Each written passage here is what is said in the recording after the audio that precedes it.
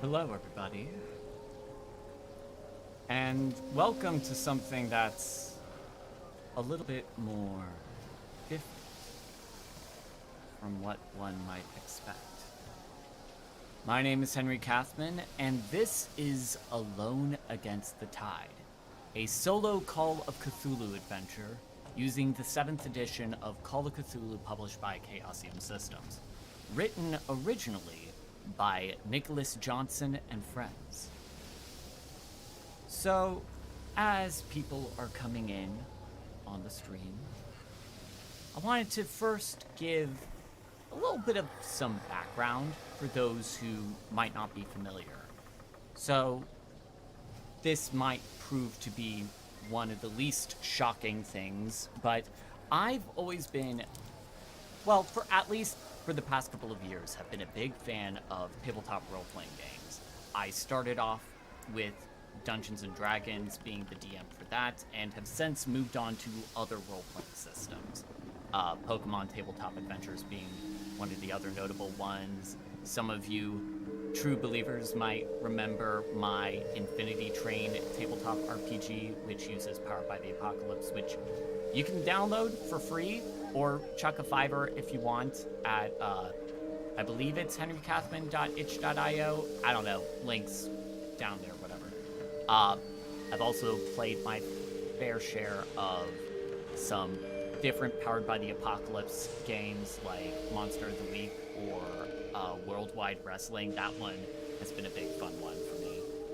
But of all the different role-playing games that I've played over the years, Call of Cthulhu has proven to be one of the more fun types of games, specifically for a couple of reasons. One, unlike other RPGs, Call of Cthulhu is what we would call an investigative role-playing game.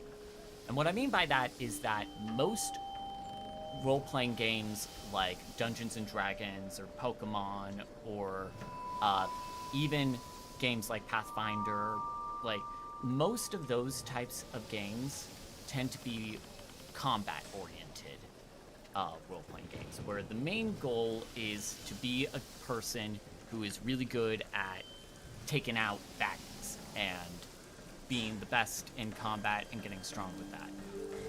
Investigative RPGs like Call of Cthulhu and, I'm gonna look up what the name of this game is. I think it's called Bison. But Call of Cthulhu is like the main one who has had like a, Bison by Free League Publishing. These are all games that have had more of a focus on solving mysteries, where you're not a person that's trying to become the guy who can slay the dragon, but someone who can unravel the mysteries of what is occurring. And I find that a pretty interesting change of pace, and I think that that can be a really interesting space, especially for role-playing and all of those kinds of things. And yeah, so that's one thing. The other thing is that I'm a bit of a coward, so I don't do great when watching horror movies or TV shows or playing horror-themed video games. My anxiety is just way too crazy for that. But being the DM of a horror-based RPG, I don't know, it's nice to be able to give yourself back that level of agency with that, and to be able to impart the fear and the spookiness without it being as visceral, if that makes any sense. And another reason why I enjoy Call of Cthulhu is that, unlike other role-playing games, they offer a large slate of options for different play. They have lots of big, large, multi-book type adventures like The Mask of Nyarlathotep, but they also have adventures like this. So, yep, drink in the view of this one, guys. This has been a pretty interesting ordeal. Oh boy, hang on, I need to resize this book a little bit. It's a little bit big. I need y'all to be able to see the character sheet and all that kind of stuff.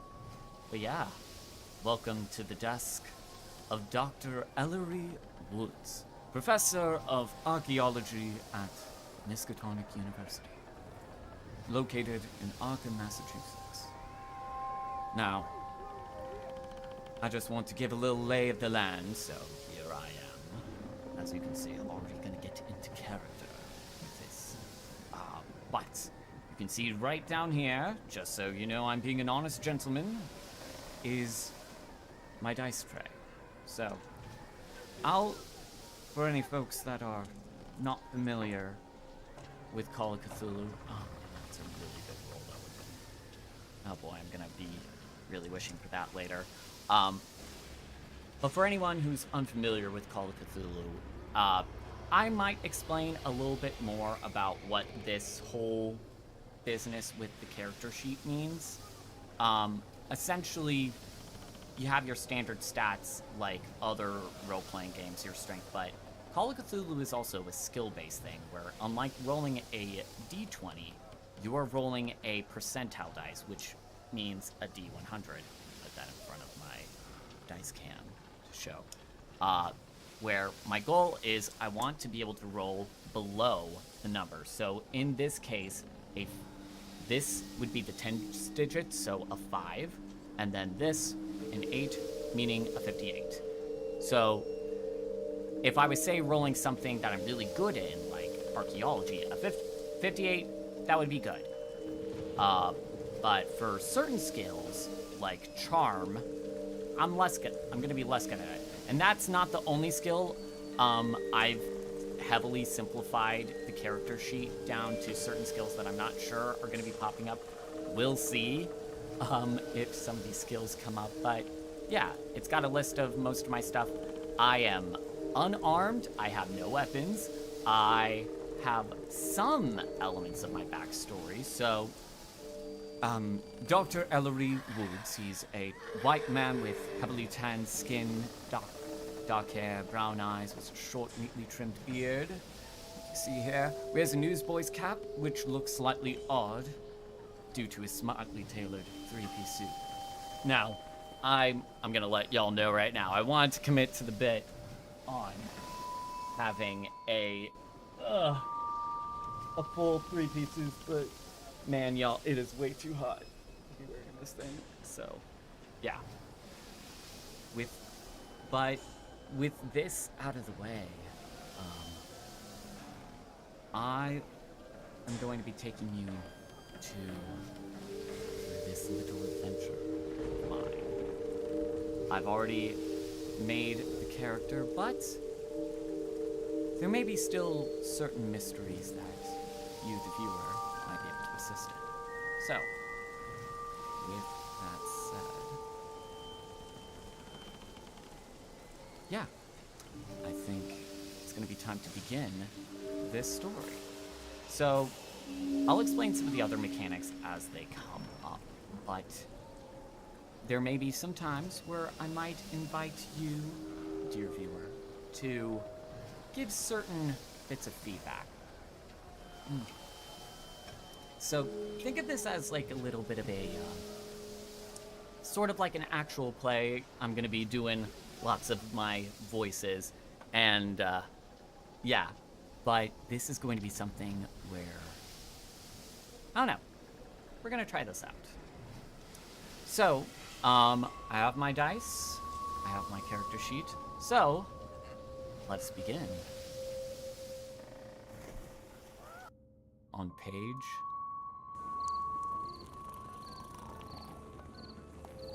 let's see.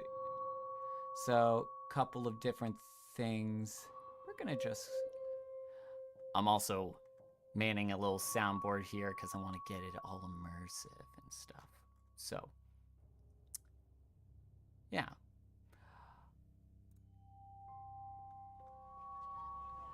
But with that said,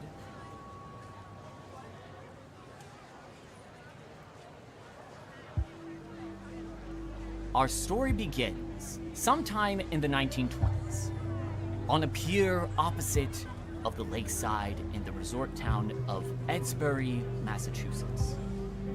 Your investigators' reasons for visiting the town are discussed in the relevant entries. And read through the introduction and the getting started to gather everything you need. So, we've already done that. But now, let us begin. The sun sinks low on the horizon as you board the ferry heading across the lake to Edsbury. As you set foot on the boat, the ferryman greets you with a warm smile and a cheery wave. He stands up by the gangplank as you pass, welcoming other passengers as he removes his cap to scratch his balding head. His pudgy figure fills a well-worn suit. He looks awkward, but he seems to have a rather pleasant look. Leaving the man behind you, you take a seat towards the prow, eyes fixed on your destination. Gotta add some motion music to this thing, I think.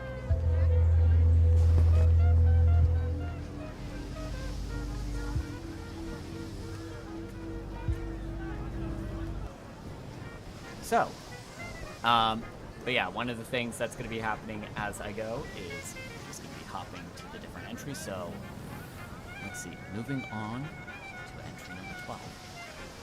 You settle into a seat with your thin briefcase resting on your lap, noticing the rest of your passengers are likewise getting comfortable for their trip across the lake. Glancing around, you catch the sight of the ferryman entering the cabin. As you sit patiently and wait for the engine to come to life, you listen to the sounds, the idle chatter around you. You look out across the water and notice the thin fog.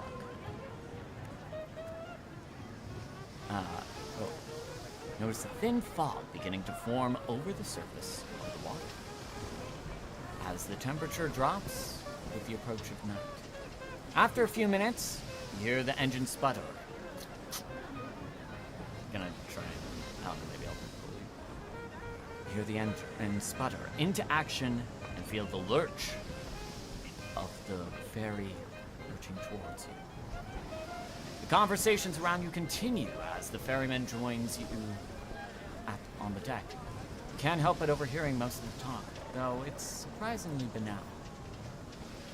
There are almost a dozen passengers on the ferry. Most of them are simply looking to spend their money during the weekend in Edsbury to enjoy the various shops and the leisure activities that the lakeside town has to offer.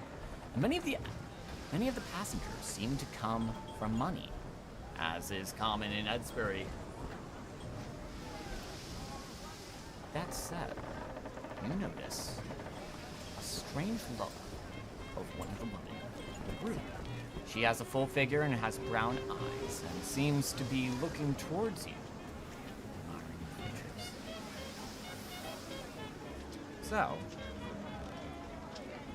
So if I was to create an investigator, this is where I would start making up different characteristics. This, if you're ever interested in trying this RPG out for yourself, Chaosium publishes a number of these kinds of books that I do highly recommend, that give a little bit of a tutorial for this one. And yeah, so skipping ahead over to entry number 8. Now, I might break the immersion a little bit and like zoom in just so folks can more clearly see some of the stuff. But the woman clearly sees something in you she likes. Oh, okay. I mean, I know I got all dressed up for this, but please. The woman clearly sees something in you she likes. Perhaps it's your look or a glint of your intelligence in your eyes. She gives you a sly wink before turning her back to her companions. You likewise turn your attention to the rest of your passengers. Right. Noticing that, sitting apart from the general crowd, there are two men in dark, well-tailored suits, whispering quietly to each other. They have an unamused expression on their faces, as if they don't seem pleased to be there. Perhaps they're on business, as we'll see. Noticing you're sitting alone, the ferryman approaches you and stands over you with a characteristic smile. You notice he's missing a tooth on the upper corner of his mouth. His eyes are bright. His lights upon you. Ah! Good afternoon! You look a bit lonely there, friend. What brings you to Edsbury? Let's see. Now, you're taking this, go to page suggested occupations. Okay. Talk to wood. All the things are assigned to you. Okay. Alright, so I'm gonna go back. Now, if I wanted to, I could be a little bit sneaky and yeah. So I'm going to be going back to 23.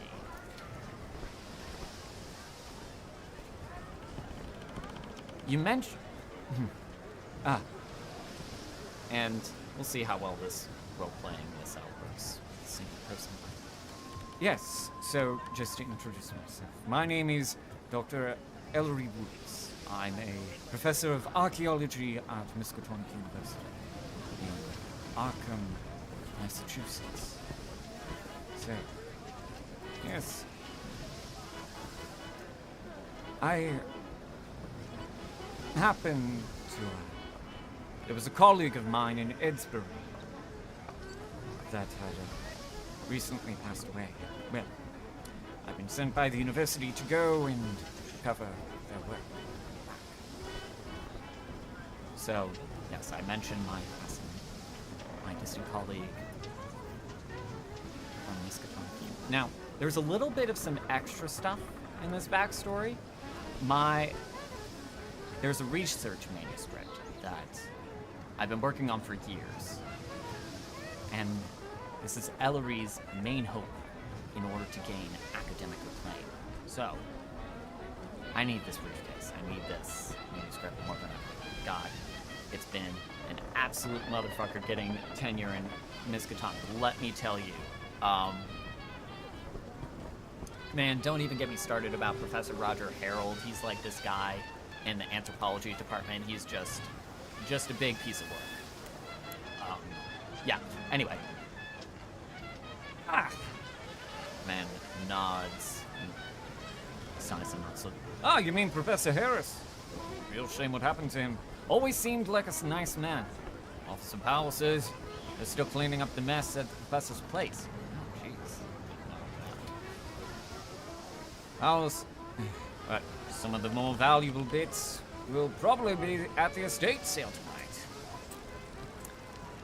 If you're really wanting it. Man looks at his hand for a moment and then back at you as he extends. Anyway, Lance Sanford. Pleased to meet you, but I wish it were better circumstances, eh? Oh yeah, no, Roger Harold, Dahlia. But, yeah, real piece of work. Has his way with the ladies, though. Now, what do I want to inquire about first? So, obviously, I need to get as much, it's no time, baby. Yeah, so, his name is, oh my god, I'm already thinking, Lance. Lance Sanford. Alright, inquiring about Professor Harris. So, tell me, what happened to Professor Ferris?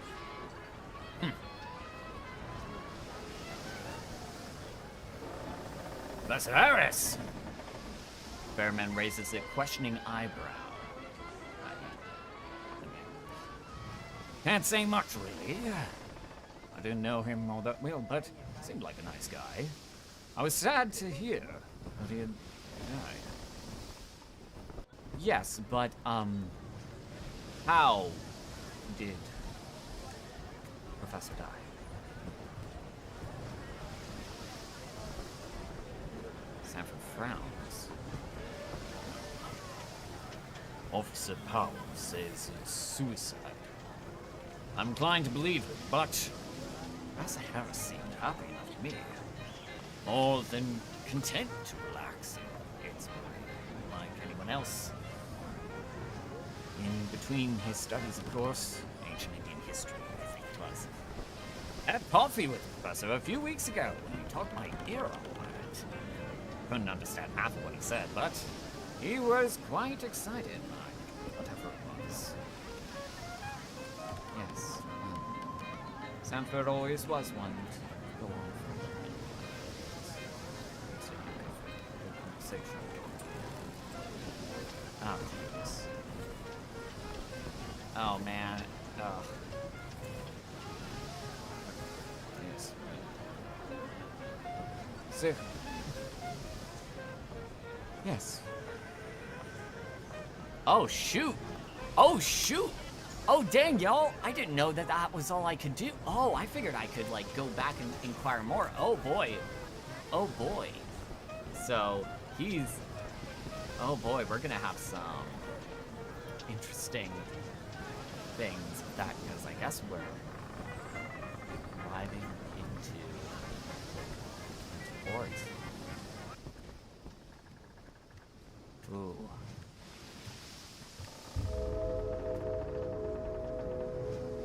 So, yes. Beg your pardon, but I must be away to get the boat. Yes, of course. So, pass my time in casual conversation with the other passengers, observing the nice scenery about me. There are some tall pines and sloping hills along the lakeshore around Bensbury. These features on the dark, small town beyond are just visible beyond the growing mist. Now, I think I can make it out. Soon, it's time to arrive.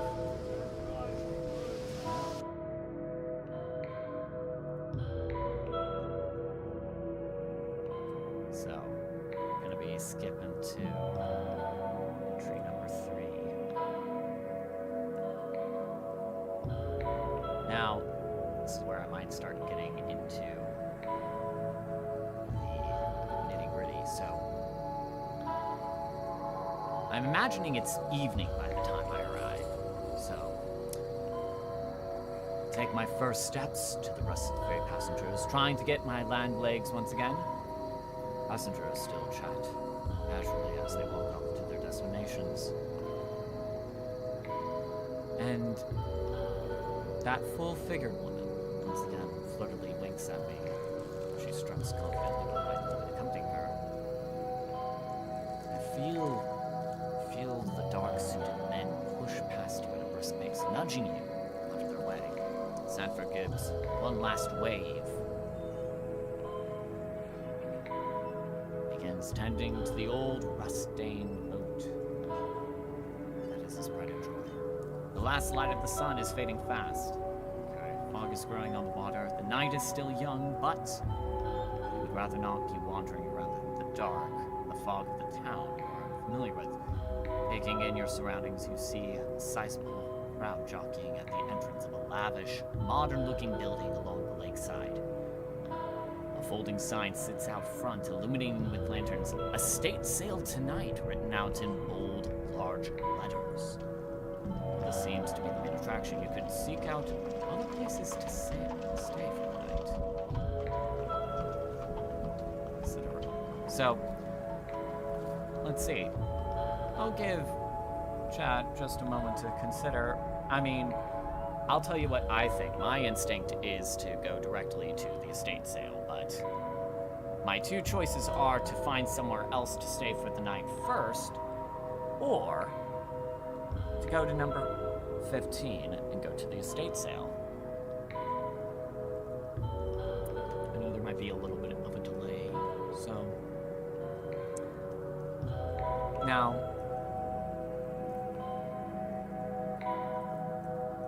as folks perhaps decide, I'm something else to consider is that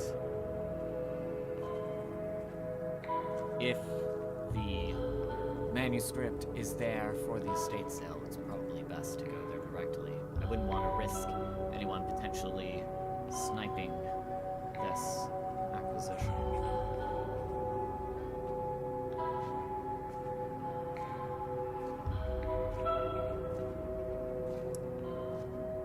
Also, chat, be sure to let me know if the audio is a bit loud.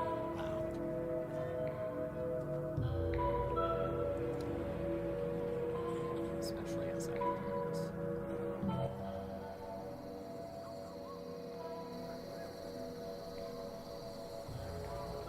Yeah, I think,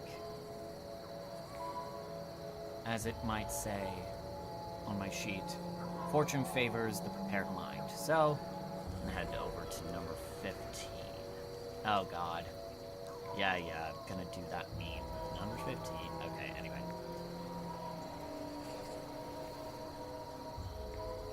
I'm a little quiet. Okay, let me just turn up this sucker. Perhaps.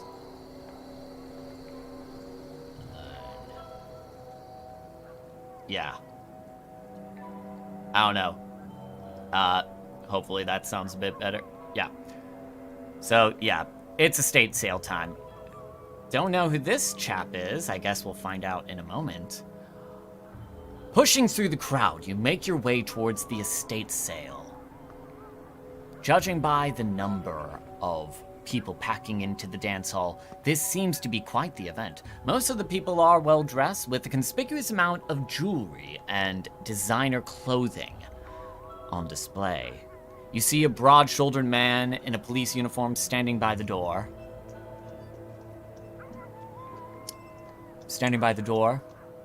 He has a scarred yet clean-shaven face and a baton on his side. His brow is furrowed with a serious expression, and he watches the commotion through narrowed eyes. As you mingle with assorted academics and collectors, notice a few faces that stand out from the crowd. Most immediately, you spot a man in flowing orange robes and tawny skin. He seems a little out of place, garnering some other odd looks from guests. He has a slight build with rather sharp features, yeesh. A thin wisp of a mustache hangs beneath his nose.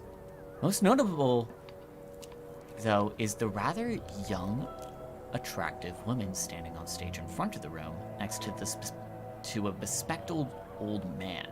Long black hair cascades down her shoulders, accentuating her pale figure and complementing her formal black dress. Occasionally, she and the older gentleman peek at objects hidden behind white sheets, the sales items waiting to be displayed. Okay, so, yes, welcome everybody. So I now know that a single conversation track doesn't necessarily mean once I speak with them, I might not be able to go back and do other conversations. So the question becomes, do I talk with the other guest? I feel like that one might be a non-starter. Do I speak with the officer at the back of the room? Do I approach the man in orange? Talk to the dark-suited man and make my way towards the stage and the woman, or leave the ball? Well, I'm not gonna leave. Okay, well, Dahlia is suggesting I go talk with the hot woman, so we know where their priorities are at. It's not the same woman that flirted with me on the ferry, perhaps. Well, I don't know, perhaps Dr. Woods is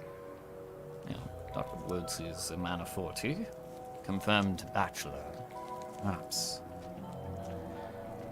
we might inquire then on this lovely creature. Gonna try and not make him seem like a creeper. Alright. Oh. Will oh geez. Why is it not letting me Ugh. It's not letting me move. I mean, there is something to be said about turning this game into like a visual novel dating sim type situation, so yeah. There we go. So, alright, fine. I make my way to the stage. Oh yeah, no. Yes, I mean, Dr. Roger Harold is a colleague of mine in Miskatonic University. Ellery Woods is I'm a professor of archaeology. He's in the anthropology department, but yeah, nice fellow. Nice enough fellow, at least. So, I make my way to the stage, navigating the many guests at the dance hall. My eyes are firmly locked on the woman, and hers rise to meet my eyes as she looks up from peeking out from one of the hidden objects.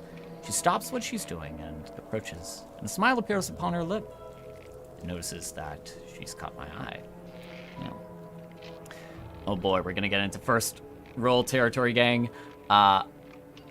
So, she rests her hands on her hip, as though you might stand at the foot of the stage. The old man behind her continues his inspection, either unaware or uncaring that you come to distract him. The woman leans towards you with an edge on the stage. You can see her makeup has been painstakingly applied, despite her status as a recent widow. Whoa, wait, what? Oh, she's dressed in all black. Oh boy, hang on, wait a minute. Is this, this wasn't, oh boy, this might be, oh, the professor, oh, would this perhaps be a Mrs. Harris? Oh boy, gang. Anyway. Pardon me, Matt. Allow me to introduce myself. My name is Dr. Ellery Woods. Yes. So she extends her hand formally. Well, aren't you a new face in town? We get those quite a bit here. No doubt you plan to bid on some of my late husband's themes. Yep. Good for both of us, I'd say. Just be sure to give good price. A little more meat, all right? She winks slightly at me. Gosh, everybody be winking at Dr. Woods, huh? I mean, Dr. Woods or Dr. Oh, anyway. I realize now that it might be a good time to get more information from this woman who might be the most well-informed regarding my interest. Yes, this is true. She certainly seems like the flirty sort and would respond well to more of the same. So, yeah, we're gonna turn up the charm. So if my current charm oh no, gang! Oh no, my charm's only a 15. Oh shoot. Dang it, Dr. Woods, everyone, oh man. Oh, okay, dice. So yeah, again, for those unfamiliar with Call of Cthulhu, I need to roll below a 15 in order to succeed in this flirt check. Please. And there is a system, I should note, I have 30 points of luck. And I can spend that to potentially add more points. Now, luck is a very finite resource, so some of these things are going to be calling for luck rolls, so it's going to be important that I conserve this. Okay, please. 38. No. Yeah. I'm sorry, gang. I failed the Riz check. I think Dr. Wood would be just a little bit full of himself. He's probably just like, oh, 2 people flirting with me, And he's probably just not confident enough. All right, that's a failure. Gosh darn it. Okay. Nah, wouldn't even be worth it to spend the, let's see, yeah. All right. Okay. Going to 57. Womp womp. Alright. Oh, so there is a thing called pushing it. That is not going to be a thing in the single player thing. So, because when you're playing it multiplayer, there's a thing where you can push a failed dice roll where if there's a, there's a thing where if you try again and succeed, great. If you fail, then the DM gets to do some extra bad things. But since I can't really do that here, I'm unfortunately not going to be able to. So I'm staying honest. I'm sticking with all the bad results. Yes, well, you certainly look good in black. I managed. She laughs. Oh my. Aren't you the nervous sort? Don't know what to say to a pretty woman like me, eh? Oh, that's quite alright. I wouldn't have you anyway. Damn! Damn! Oh no. You're welcome to stay for the sale, though. I might like you better as a buyer. She winks and turns around, walking to her place at the stage. Damn. Damn, y'all. Oof. Oof. Alright. Rejected. It's fine. Damn, I didn't even get her name.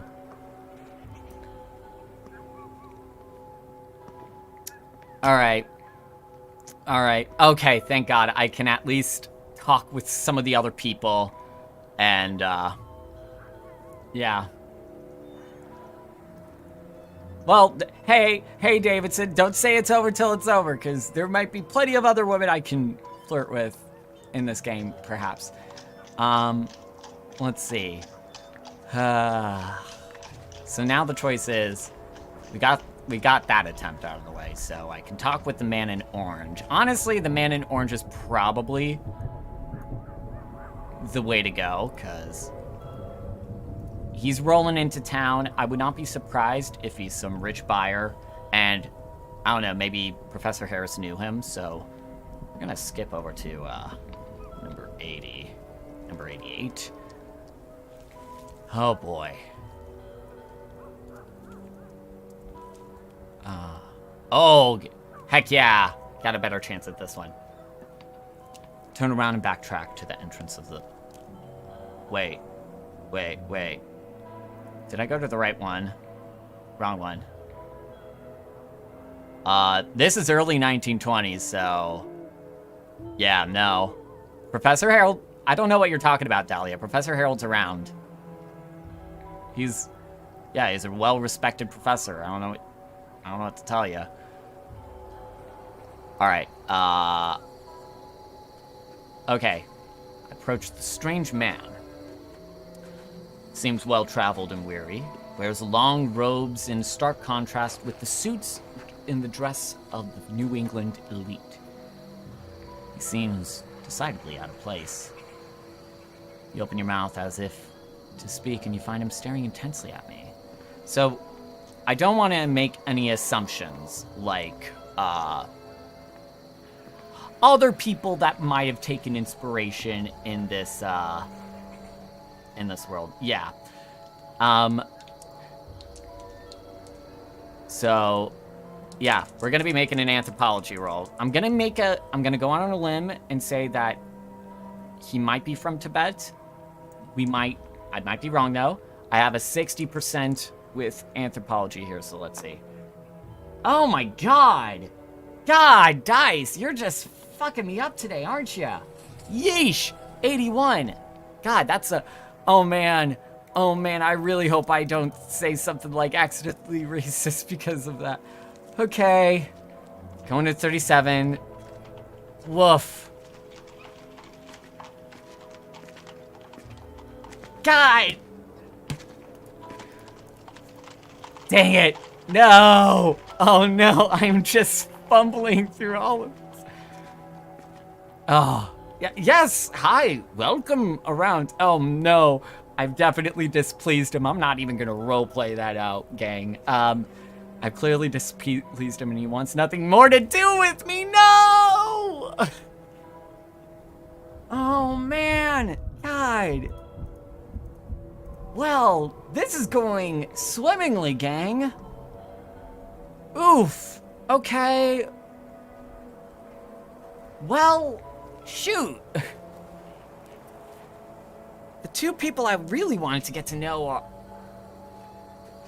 I managed to bother them. That's not good. Okay, so... Let's see here. Oof. Yeah. Wait a minute, what am I doing? I have a freaking vest for this. Okay. So, yeah, okay. I guess, so, I could talk with regular guest.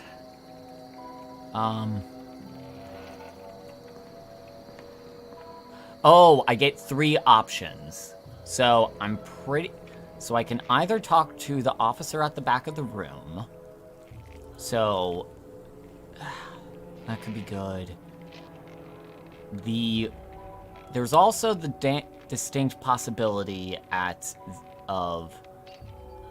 I mean, those dark-suited men were, I don't know, kind of suspicious on the... Alright, I'm going with dark-suited men, so... Alright, so... Okay. Oh, no! Oh, no! The low rolls are back! Oh, Jesus. Oh, Christ. Okay. Alright. I approach a huddled group and introduce myself.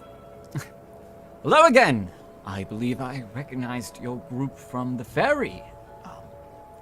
My name is Dr. Ellery Woods. I was a colleague of Professor Harris back at Miskatonic University. How can I? 2 men appear annoyed by my presence. Scram, man. We don't know you. You got nothing to do with us.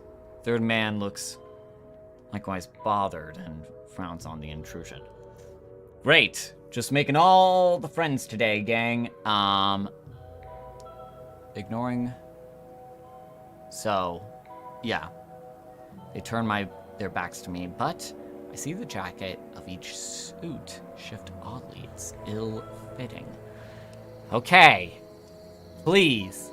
Can I notice the stuff? I need to get a 25. 1 in 4, guys. Come on. Come on. Big money, no whammies. Ooh. That's a 30. Now here's the thing.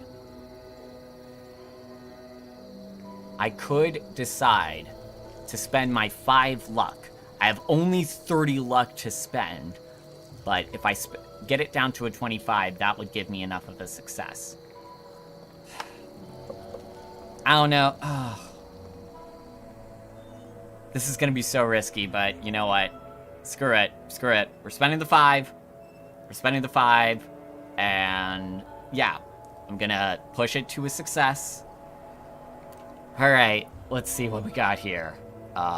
Going to 28. Oh, and anytime you succeed in the game, you get to mark off a little success next to the skill. I don't know if I'm going to be able to, like, put that into practice, but we'll see. So, all right, moving to 28. Okay, please, please, please, please. Give me the good stuff. Give me the good stuff. Watch it be just some absolutely useless knowledge. You're well-traveled enough to know... Oh, dip! Oh boy, these two packing!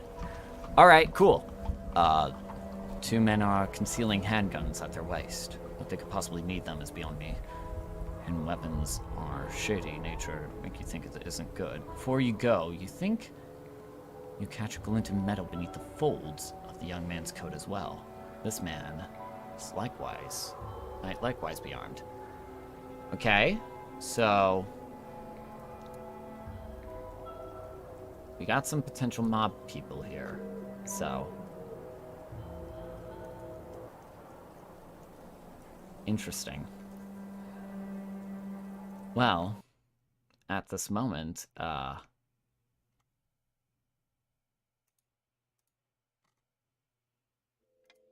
Let's get the...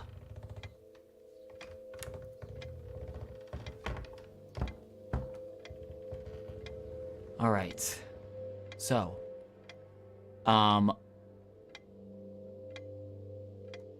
Let's see. After...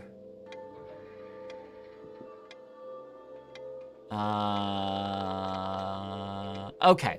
Okay. Now that I've done that, I'm gonna move on to number 35. The murmur of the crowd dies down. Begins to gather around the stage as Amelia, the older gentleman, call everyone to attention. So I guess her name's Amelia. Good to know. The widow strides confidently to the front of the stage where the light are centered. She flashes a broad smile to the crowd and begins to speak. Good evening, everybody. I'm so glad you could all make it here tonight. As you know, my husband recently passed, and well,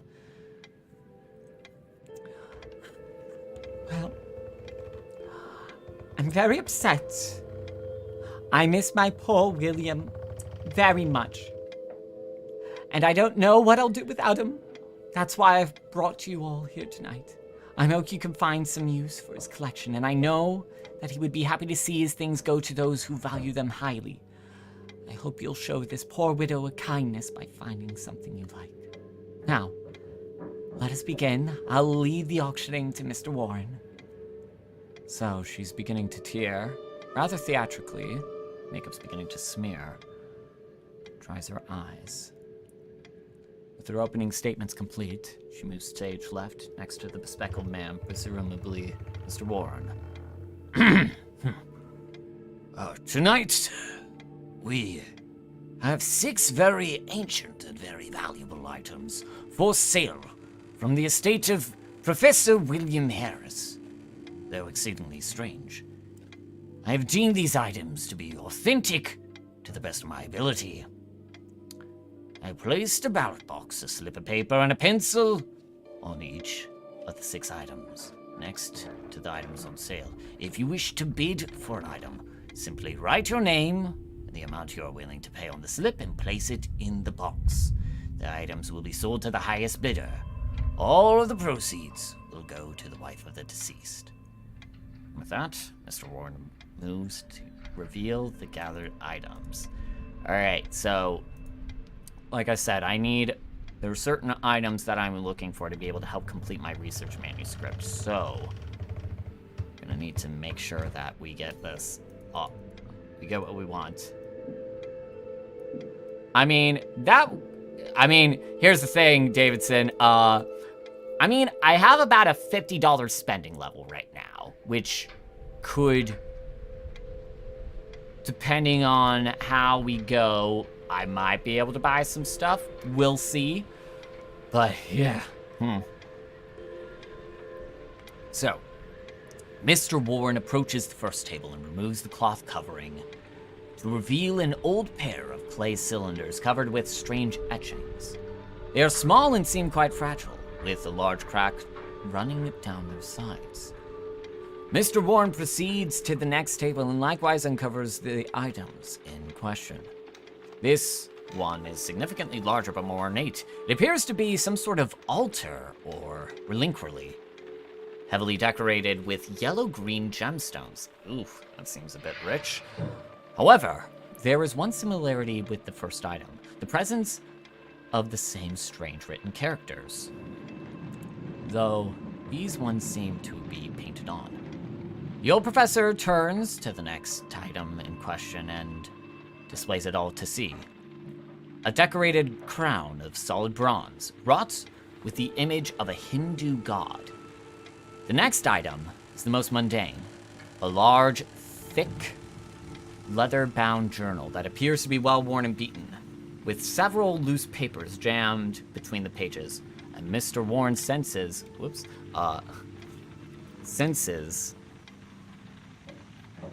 the confusion of some members of the crowd and clarifies that, this item here is a notebook of the assembled personal works and studies of Professor Harris. well, don't say that, man. That's the thing I'm wanting to buy. Okay. The item that follows, the journal, is a well-preserved ceremonial robe of a Brahmin priest. The cloth is pure white, and the last item is perhaps the strangest of them all. It is a small statue of an idol, presumably of one of the many deities of ancient India. Most of a blue-green stone in the shape of a centaur, a grotesque lizard-like creature, and craftsmanship is crude and gaudy, so much that it appears fake.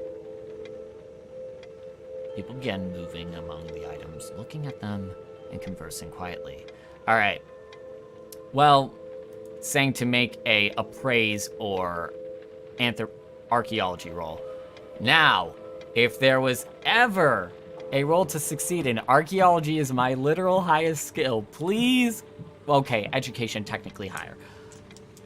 Please, please, please, please. Like, do not fuck me. Dice. Okay, 62. Thank you. Jesus, that is still way too high. All right.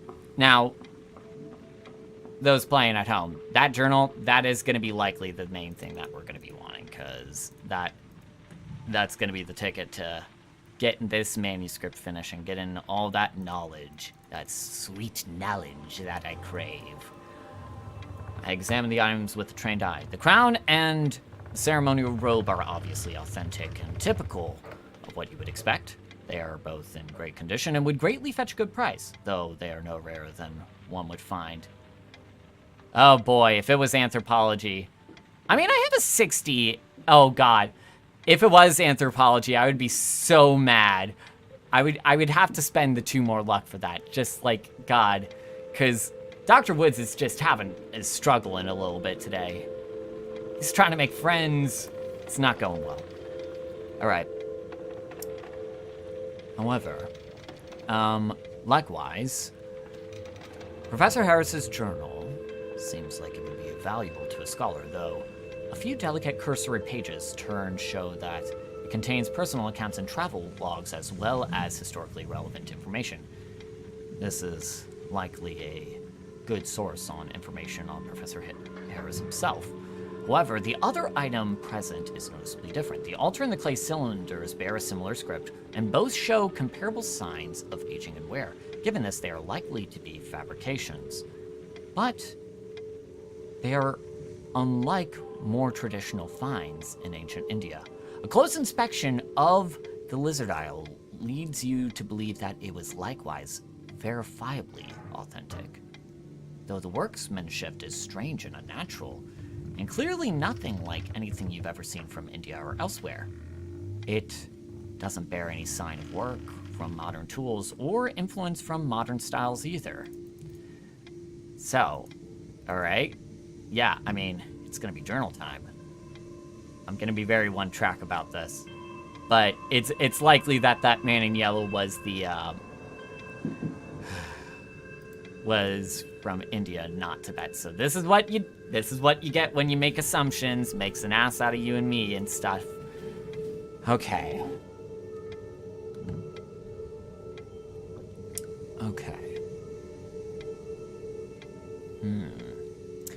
So, not the only one looking at items with much interest. Monk is scrutinizing the stranger items as well. Dark-suited gentlemen are looking at the curious idol.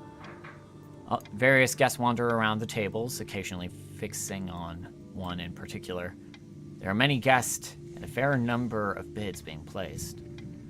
Okay, so, Oh, wait, I can lower my credit rating because of this? Oh boy. Okay, then. I mean, we gotta go for the journal. I'm gonna go for the journal first, but chat, if you have suggestions for what to potentially go for next, please let me know. We got the clay cylinders, the altar, the crown, the journal, the ceremonial robes, and the strange idol. The strange idol piques my interest. The robe and the crown, those two being real, those could fetch some money, but I'm not looking for money necessarily. So, scrolling to number 6. Oh, wait, what? Oh, I have to, wait, I have to succeed a credit rating roll? Oh my god, okay. You feel the information in the journal is essential to your interests, but you cannot help to make a bid. Yes, obviously. I'm gonna write, yeah, I'm writing this down. Technically, I have. Oh, yeah, put on the robe and the crown. Yes, I'm sure nothing bad will go with that. Technically, I have $50 on me, but this game doesn't need to know that. All right. I need to beat a 60 for the credit rating. I could also do appraise. My appraise is 5. Why the heck would I do? Oh God, oh no. It could be the king in yellow. No, okay. Oh, this one's cocked. Y'all saw it. This one was, oh God, I need to get zeros. 1 in 10, come on.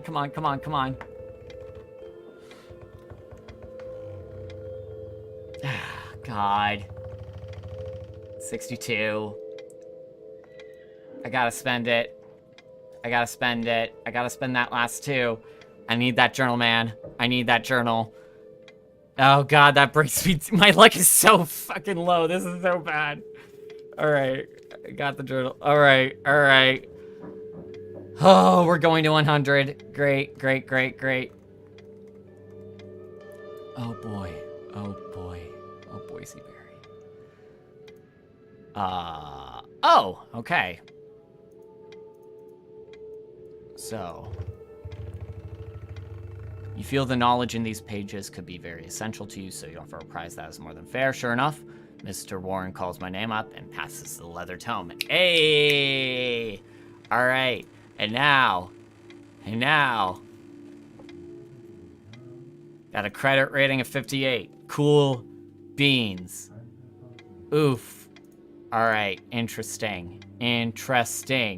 Going back to 81. So, I mean,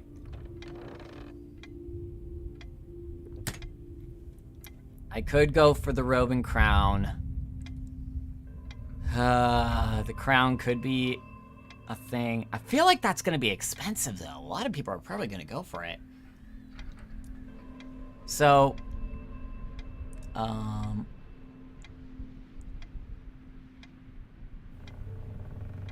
let's see.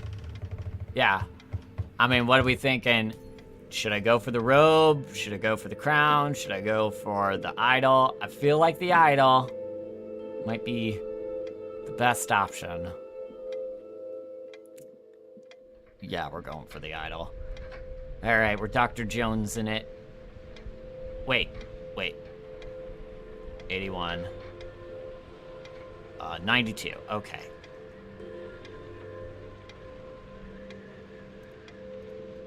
All right.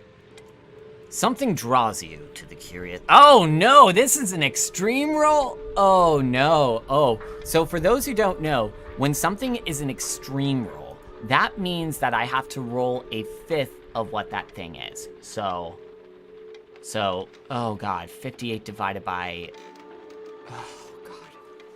Hang on. Ugh, I'm gonna bust this guy out just to get the chart on hand, because heck if I'm gonna try and do math in my head. Alright, there's a table that lets you more easily calculate. Alright, 58, my extreme success would be an 11. Okay. Alright. Oh God, the dark suited men are interested in this, so I gotta get... I don't know about this one, gang. I got a bad feeling about this one. Let's see. 84. Yeah. Nah. Nope. I'm not, that's not gonna do. All right, 154.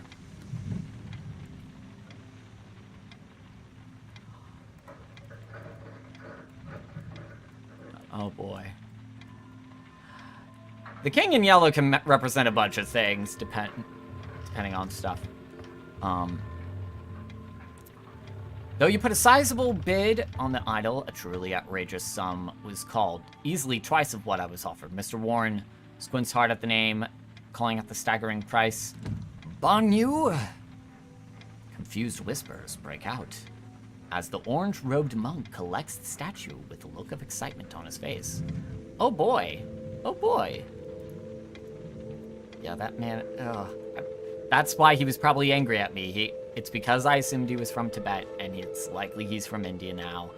Good to know. Alright. Alright, well, Okay, I think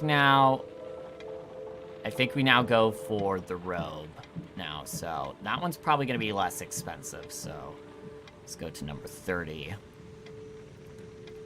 Okay, it's a regular praise and credit rating roll. Good. Ceremonial robe catches my eye, so I'm placing a bid.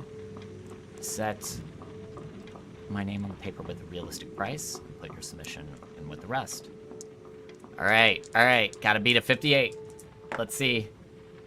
83! Man, yeesh! Okay. God, these dice are not liking me. Oh shoot, that was 48, okay. Seems that one of the other collectors here had more interest in this particular item than I did. So, robe sold at a higher price on someone other than myself. Okay, not even gonna tell me who it is, cool. Alright, now back to 81. Now, so, yeah. Going for the crown, maybe? Yeah, we'll go for the crown. Oh boy, 58. Alright, this one's also a regular. Man, the fact that the idol was an extreme one, that probably signifies that there's there's probably some whack stuff happening with that idol. You decide to place a bid on the crown and affix your name with a suitable price. Alright, once again, 58. Come on. Big money. 52! Alrighty! That is a success. You pay a considerable amount on the Indian crown. It's now yours. Smile, and I tuck the piece in my briefcase. Wonderful. Absolutely wonderful. At the very least, I assume the folks at Miskatonic could use this in our collection. Or, oh wait, 56, not 26, that would be, Alright. And...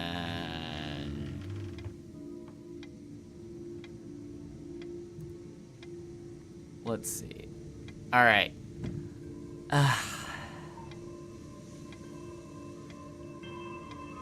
Do I dare even bother going for the altar or the clay cylinders? Because those were the things that looked likely to be fakes. But, then again, the fact that these are weird, that could, like, this is the metagame thing. I feel like, as a man of science and someone who did make a informed decision, Dr. Woods would probably not go for the cylinders and the altar because he deemed them as a fake. But, as a player, there was also that temptation that, well, it might look fake, but it could also just mean that it's just some extra weird stuff.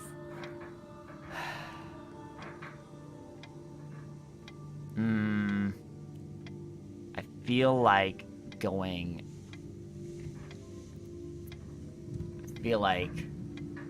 yeah. That's gonna be a no. For me. In terms of the,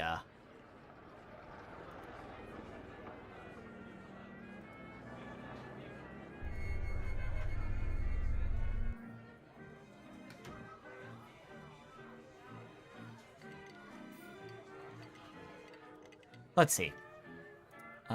Yeah. So, we're gonna go to 16. I don't feel like taking much more of a hit to the credit rating yet. Well. So, I've got my items. And the crowd is staring covetously at the newly acquired items, and I spot Miss Amelia looking covetous, looking smug, and satisfied with the leather bag full of cash. Mr. Warren begins to clear the way while Officer Powell stands by the door and directs people out of the building and into the ever-thick fog. Though some seem content and socialize, you feel as though it would be best to go bed down for the night. So, oh boy,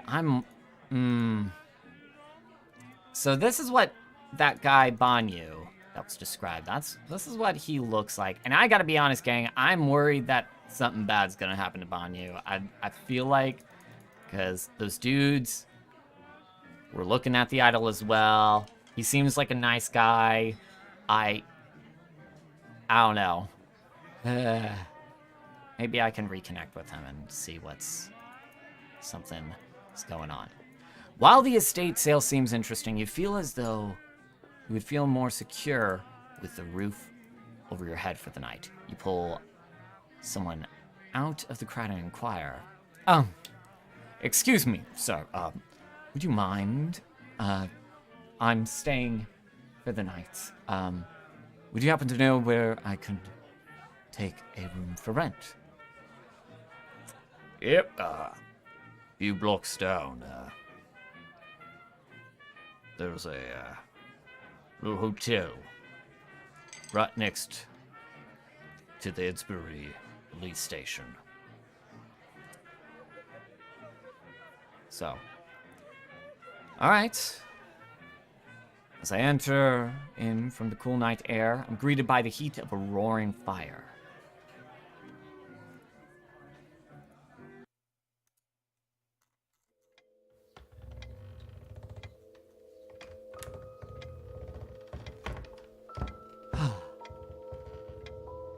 A small front room feels stuffy and cramped. The bulk of the space is dominated by the large service counter, which sits behind a wiry-looking wisp of woman. She turns her wide eyes to you and asks for my name. Dr. Ellery Woods.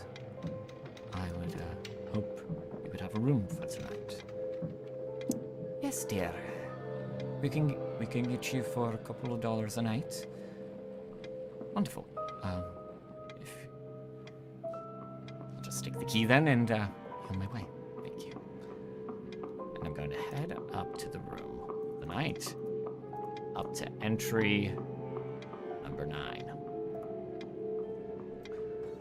All right.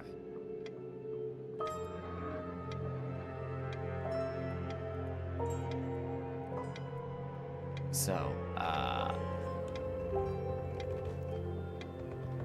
alright, that's the end of night 1. So far, well, I don't know, I guess we'll see how certain stuff ends up going. But now, a new day is gonna approach.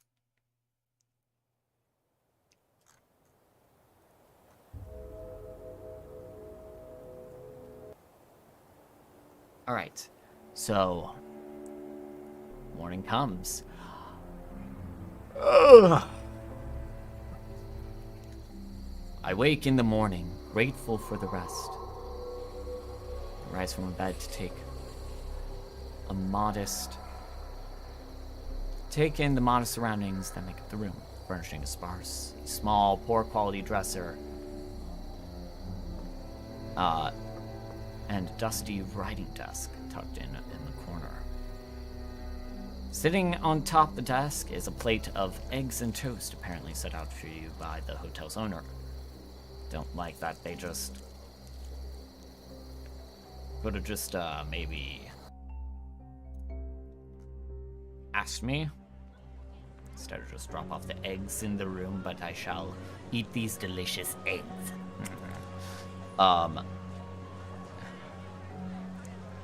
The walls are plain and undone, save for a single woman that faces towards the lake. However, this view is currently blocked by an incredibly thick fog, which seems to have a pale green hue. vision is obscured entirely. You cannot see into the depths of the outlandish green mist. Ooh. And I feel like gotta get something a little bit more. Whoops. Let's go with something a bit more spooky. Like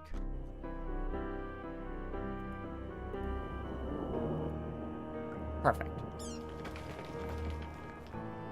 So, I notice, let's see, personal belongings placed around the room, exactly where I left them last night. I mean, as opposed to them being moved. That's,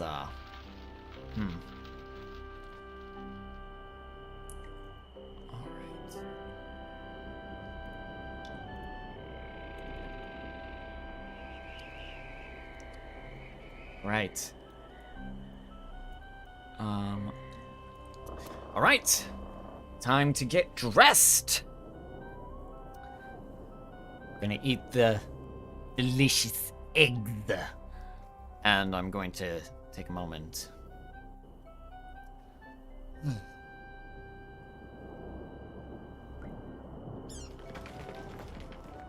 Now,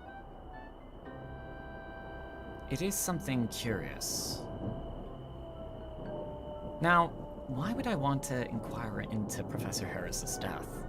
I mean, I'll admit, Mrs. Harris seemed a bit theatrical in her presentation. So, could be of use.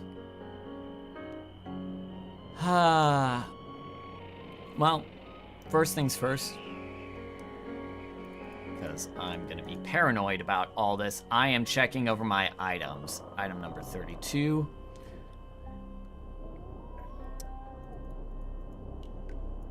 I swear to God, I swear. Cursory inspection of your belongings reveals that nothing is amiss. All your possessions are just as you've left them. While you're looking things over, you could take an opportunity to more closely scrutinize the items bought at the estate sale. Oh, well. You know what I'm gonna do. Let's see. Yeah, no, we're reading that journal, baby. Take a look, it's in a book. Oh my goodness, oh my gosh. Oh boy, 74 is so long. Oh boy. Alrighty, y'all. Gonna take a long sip of water before I get to this one.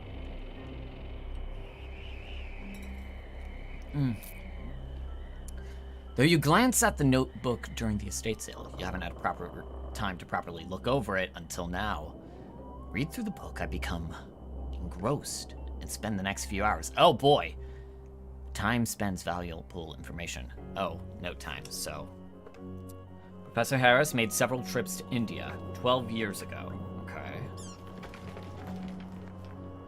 During these visits, he went on multiple dig sites, made observations, and recovered artifacts.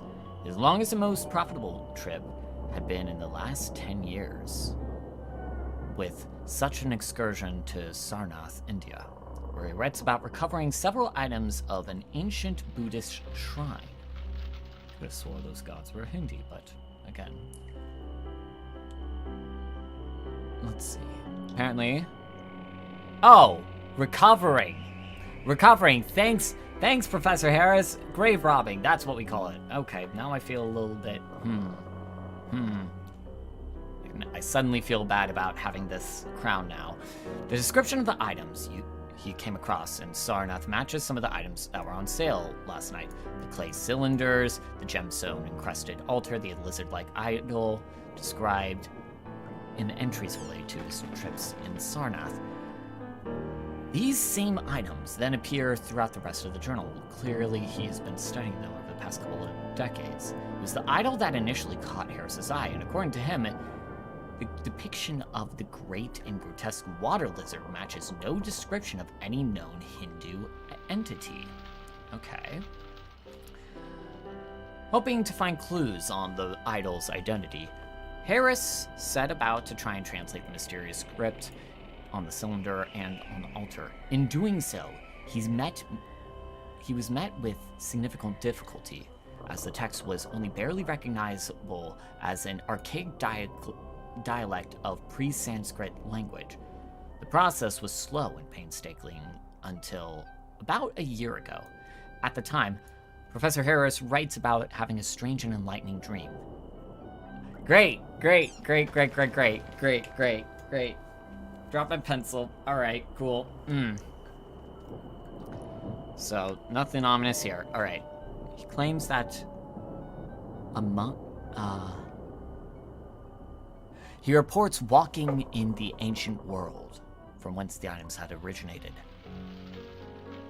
A bronze gate. Ooh, hang on. Let's get some suitably creepy music for this.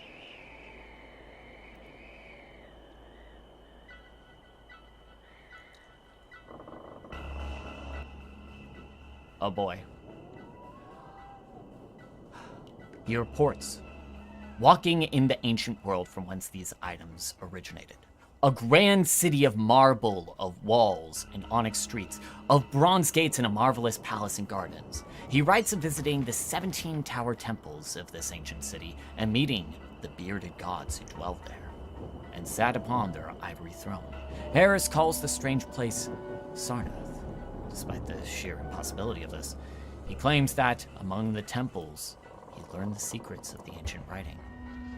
The next entry goes to describe the odd clay cylinders as the brick cylinders of Catatheron, though he hadn't yet identified the other object.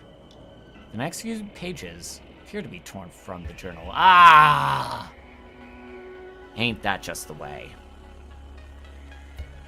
People always tearing out the archaic knowledge from the lost tomes. Right. The most recent entries in the journal speak of Harris's daily studies and living with Amelia. It's clear that he cared about her deeply, and probably writes about her, but he laments his study keeping him from spending time with her that he would like. Instead, he lavishes her with gifts and money, which she was all too happy to accept. He noted that Amelia had never been happier despite the distance between them. The last entries to catch my eye dated a little over a week ago.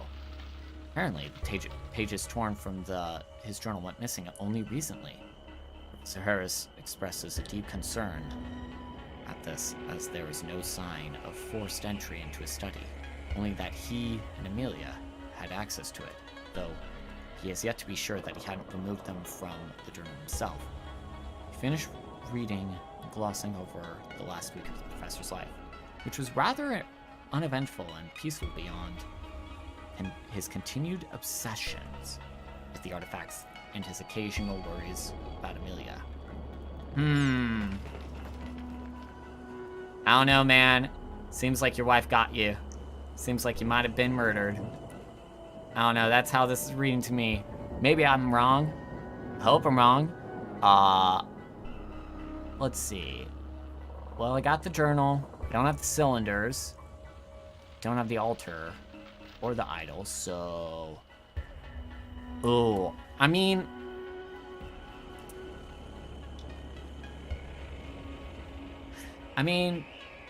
we could probably go, right? These findings themselves will probably be useful for whatever kind of academic reading we might need, and at the very least, this account of this Sanrath place could yield some type of field of scientific inquiry. Yeah, I think it's time to head to the ferry.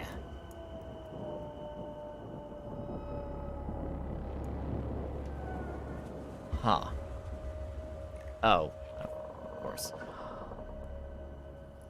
You pause to consider the strange green coloration of the fog and its incredible thickness. You wonder if it's even safe to be out here on the waters with the visibility so limited. You decide to head to the dock first and see if the ferry is still running before hauling all your possessions down to the lakeshore. You venture out into the cloying green mist and walk briskly towards the docks. You arrive to find Sanford. Ah, yes, Lance. Good to see you again. He glances out towards the fog, lost in thought, or you rouse him. Mr. Sanford? Sorry. You startled me. I'm afraid I can't take a route like this. I can barely see 3 feet in front of me. Lake's fairly tame, but I'd have no way of telling where the shore is or if there are any other boats that might be out on the water. Yes, but, surely an extremely weathered boatman? Sure, that's what we'll call it. It's sailor. Yeah, sailor. Surely this isn't anything you can't handle. Look, I like you, but it's too dangerous. I just can't risk it. I've rarely seen a fog this thick and this green. Never seen anything like it. I'm staying put. Alright, well, I feel like, okay, yep. Good to, so yeah, time to go out. Let's stop by the Popo. Let's see what's going down at the old pig yard. Okay. Oh boy. Man, they did not give my man any social skills. Alright,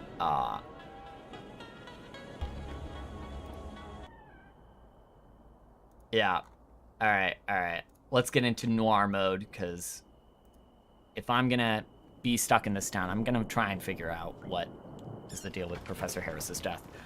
Step into the greenish mist, and you feel it clinging tightly to you as you make a short distance to the police station.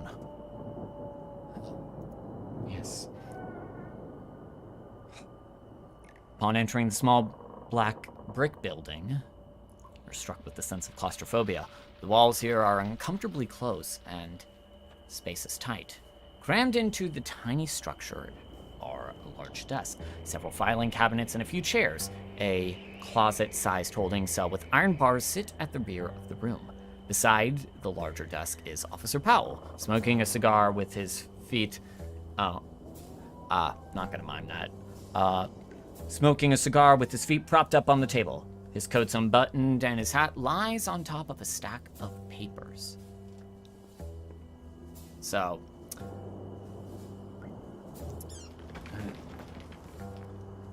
If you're bothering me right now, I'm assuming it's important. Apologies, officer. I just,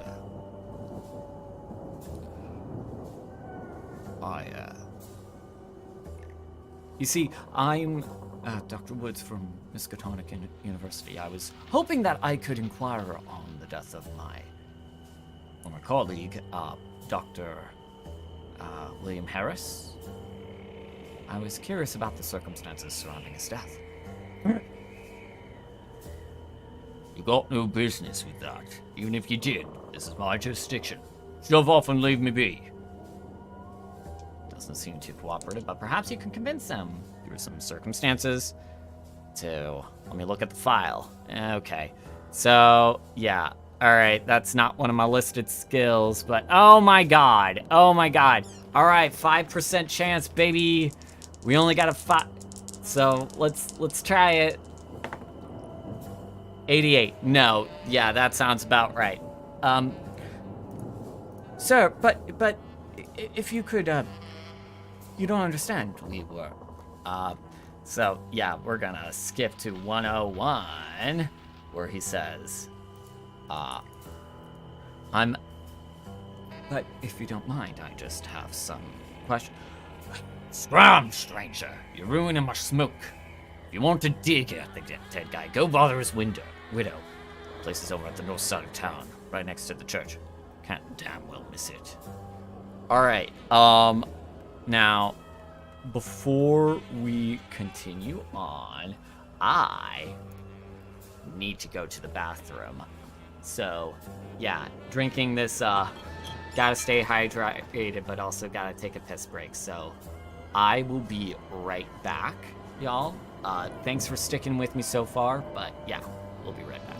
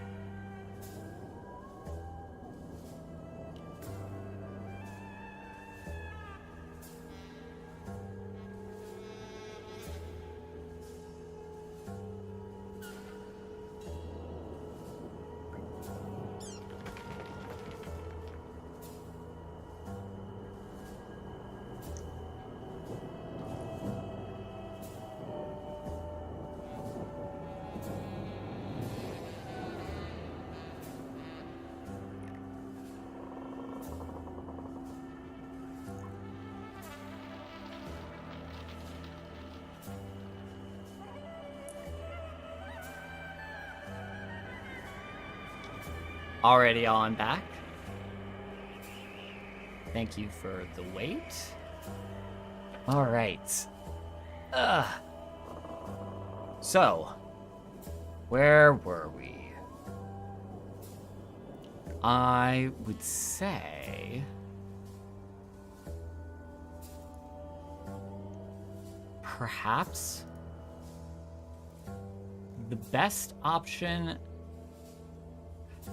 It's really wanting me to return to the hotel, which I worry could mean that there's, like, some sort of, like... I don't know.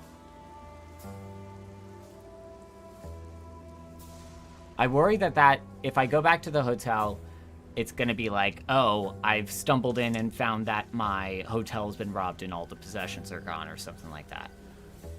Alternatively, if I go to Harris's house, I could go for round 2.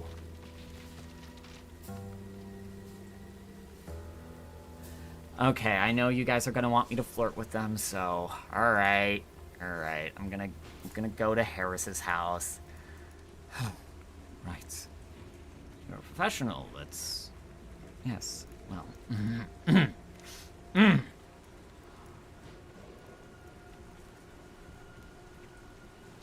I walk into town towards Harris's address. Even knowing the location, it's difficult for you to find your way due to your unfamiliarity with town and the density of this peculiar green mist. As a result, it's some time before you arrive at Harris's house. As you approach the building, a man steps out of the fog. Wait. This is a little too stormy. Maybe, yeah. So, Alright, as I approach, a man steps out of the fog, blocking the path.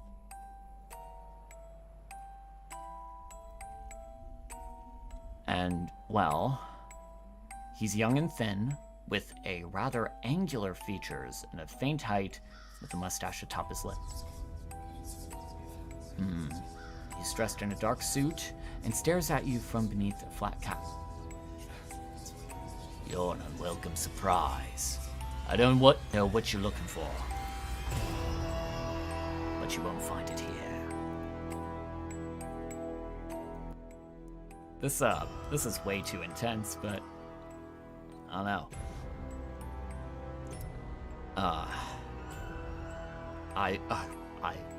And my eyes betray me as I glance at Harris's house. Why don't you leave the poor widow alone, old creep? If you want to bother her, You're gonna have to go through old Joshua here. Capiche? He brushes beneath his coat as if searching for something. Then he stops himself.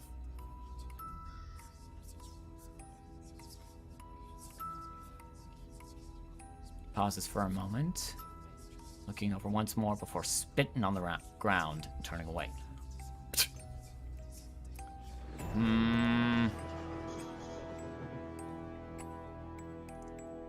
Yeah, I'm a talk to Joshua. What's this guy's deal?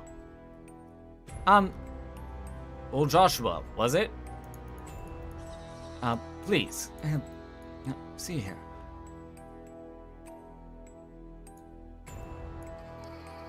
As I call out, half expecting him to brush me off. Surprisingly, he turns in my direction and steps towards me. As Joshua moves closer, I can once again make out his features despite the fog. He's visibly red in the face, eyes are bloodshot, clearly livid. His hands dart beneath his coat and reemerge. Oh shoot, oh boy, he's holding a Colt M118. Oh, an M1911, okay. Points it directly at you, speaking in an agitated manner. Oh Jesus, okay. This is going great, gang. This is going great. The hell's the matter? What you come back for more? Do you have a death wish? Leave Amelia alone. I've been about this for far too long for you to wander into town and to ruin it for me. Shoves you back, holds the gun at your face, looking you dead at the eye. Sweats on the brow, grits his teeth, panting and huffing for a second before holstering his gun and bracing himself against a nearby building. Oh God. Yeah, he's got the business. Oh man. Get the hell out of my sight. If I have to look at that goddamn face of yours once more, I'll put another hole in it. Another hole? What do you mean another hole?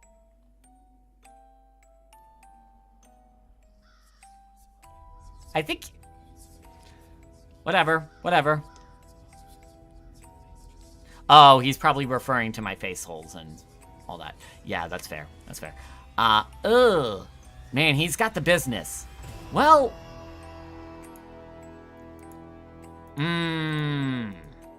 So here's the question, gang. Do we go to still see Harris, even though this dude's giving us ominous warnings? I feel like y'all are probably gonna want me to see Harris regardless.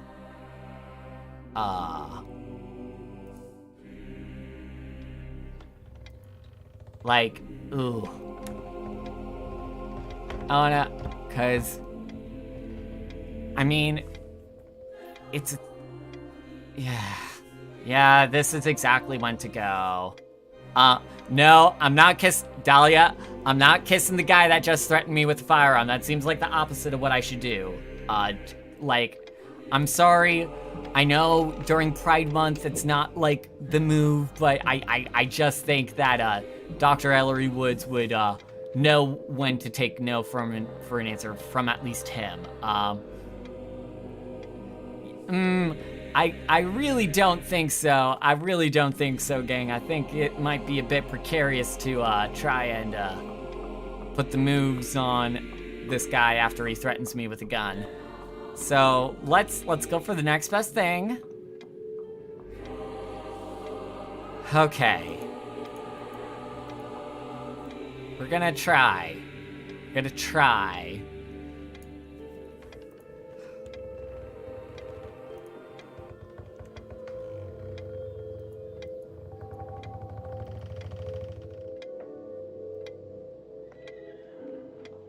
I mean, it's basically just the widow and no one else. Maybe the ferryman, I don't know, we'll see. Anyway, despite Joshua's urgings, we feel compelled to speak to Amelia yourself. You approach the front door and note the surroundings. The house's exterior hints of wealth of the occupants. But then again, so do most places in town. Directly across from the residence is a small church whose religious iconography seems to have inspired the Harrises in the design of their own home. A bronze cross hangs over the front door, and decorative columns line the outside walls of the two-story house. Let me see. All in all, architecture is somewhat baroque, complete with a pair of carved angels lounging beneath the eaves that are just visible through the strange haze. All right. Knocking the door and wait for a moment, hoping for someone to hear you. Ah, Amelia opens the door. She's wearing a bright red dress, which is, oh geez. Oh geez, oh boy. Oh boy. All right, Amelia. She's wearing a bright red dress, which accents her deep crimson lipstick. She appears to have taken great care of her appearance. She flashes you a smile and invites you inside. Ah, Dr. Woods. Come in. Yes, well, Miss Harris, I hope I'm not intruding. House opens into a large foyer where there are a number of crates and bundles stacked along the walls. I take it the estate sale went well? Just selling a few more common things. Mind the mess. The porter hasn't come for it yet. She takes you by the hand, leads you past the stack of items, helping you pick your way through the deceased Professor Harrell's assembled possessions. She takes me to a small drawing room full of antique furniture and offers some coffee. Sure, I prefer tea, but if coffee's all you have, I'll certainly take it. Yeah, no, y'all, getting coffee! Oh boy, surely nothing bad's gonna happen with this. All right, gonna settle in. Yes. That dress you're wearing is quite nice. Oh, this old thing. Thank you, sir. Yes. I really hate to be a bother about this. I realize it is, Let's not worry about the Black Widow symbolism. Let's I'm sure nothing, no bug-related things happening with this romance. No siree. All right. I hope this isn't too forward, but I would be curious to ask a little bit about William's passing. You see, he and I used to work with one another, and his death was quite a shock. Amelia sighs, theatrically looks down at her hands. I can't imagine what you would want to ask about William. Found him in his study with the gun still in his mouth. What more would you want to know? All right, gang. Psychology roll. 50-50 shot. Come on. Oh, boy. 36. Hey. Alrighty, gang. Let's... Alright. Yeah, because I don't know about y'all. She do be acting a little bit fake sounding. I don't know. There's something a little off about all this that makes me a little worried. Maybe I'm being paranoid. We'll see. Yeah. Oh boy. Going to 126. All right. And yep, we got him. Whoa.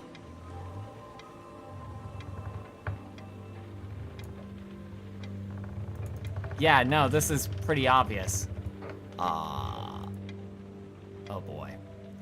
You don't know why you hadn't realized it before. Selling all her things, adopting such a flirty demeanor, dismissing questions about her husband's death. Amelia doesn't seem too broken up about her husband's passing. Yeah, you think? Okay, she's hiding something. You bet your career on it. You suspect she's involved in Professor Harris's death in some form or another. Well, I would... Suddenly, I'm interrupted by a loud knock at the door. Police! Open the door! Amelia jumps up startled, stands in the moment in confusion. Her face is straining white. She goes on to answer the knock. Don't talk without a lawyer present.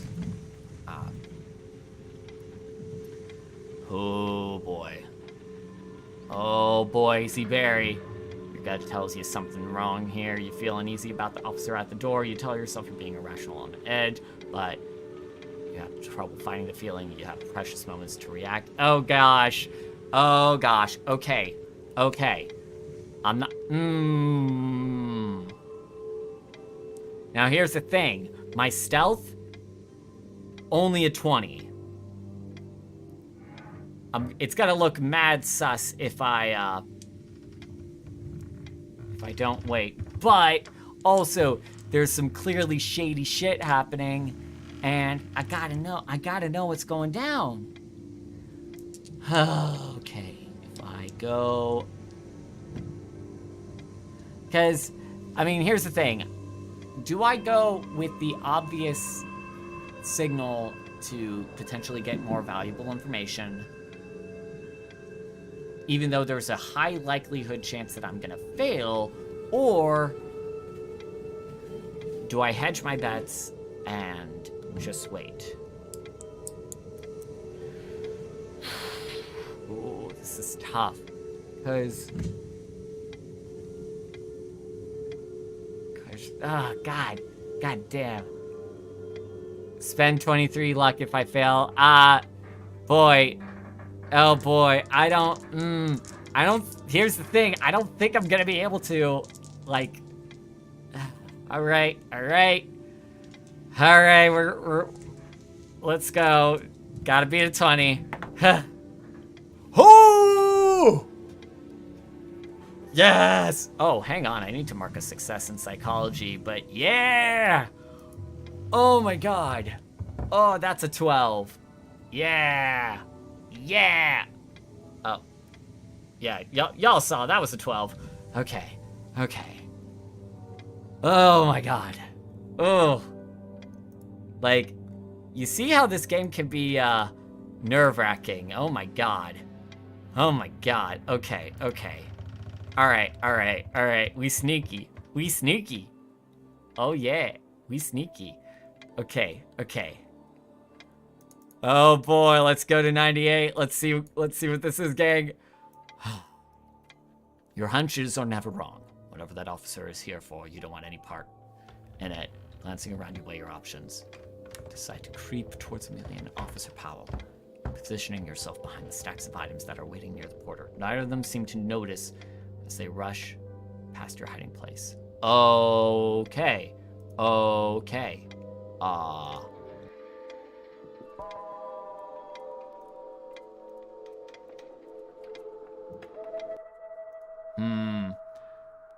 As you rush past your hiding place, giving a clear line to the door. So wait.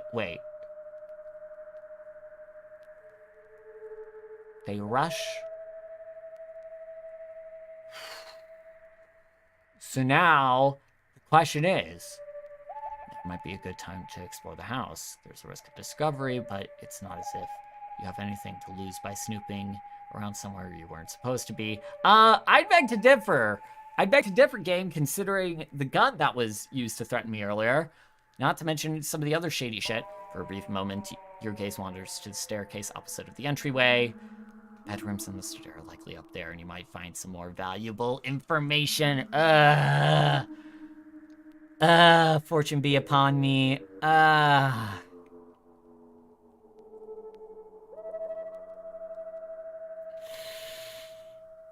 I feel like I could... Oh god, if I'm gonna do this, this could go bad. Yeah, nothing shady here. Ah!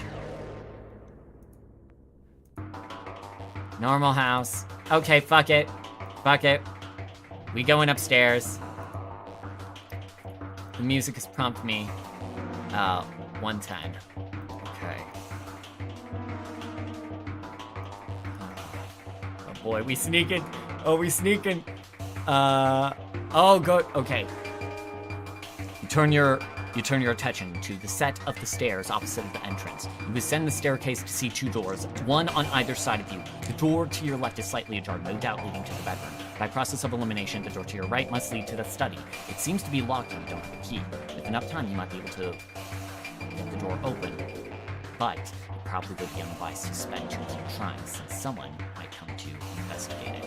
Oh, so this is the thing where I can attempt to push this. So, whoa. Okay, yeah. Oh boy, okay. Yeah, no, locksmith. We got a 50 in locksmith. Oh boy. Let's try it. Hey, that's a 10. Yep, as I just think back to my old Boston days. Just simple matter.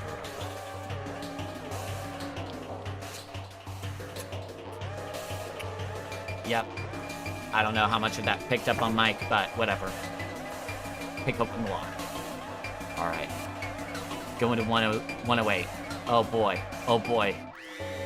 Oh, I'm feeling energized right now. Oh boy.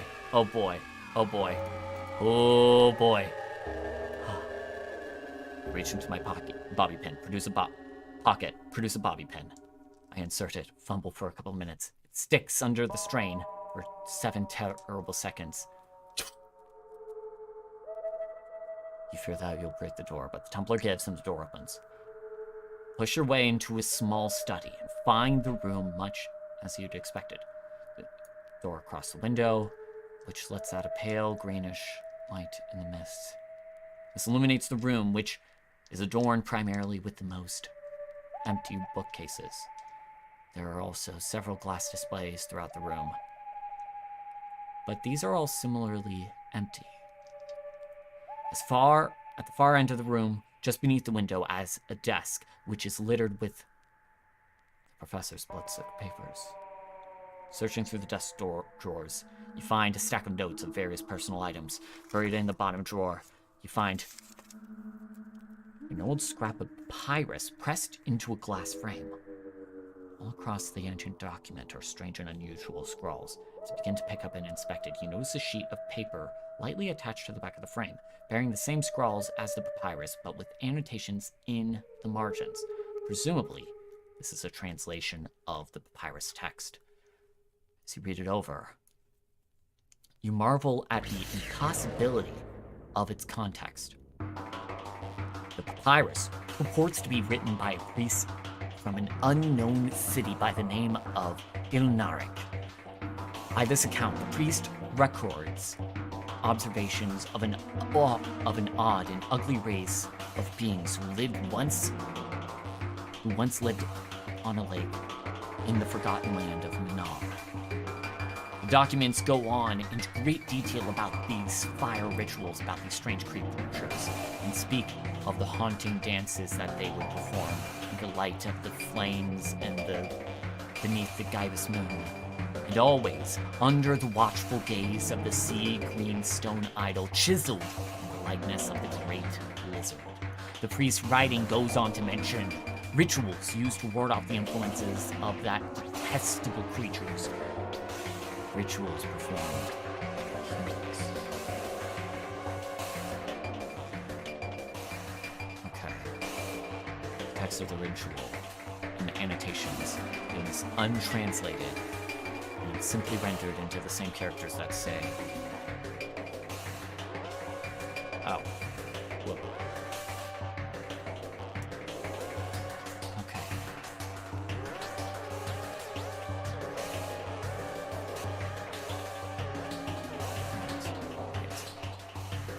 Alright. The text reads, Yihagnar Nog Nikui.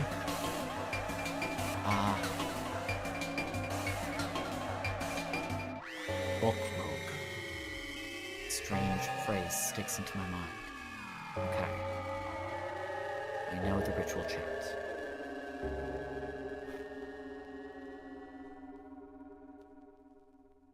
Not gonna use the chant yet.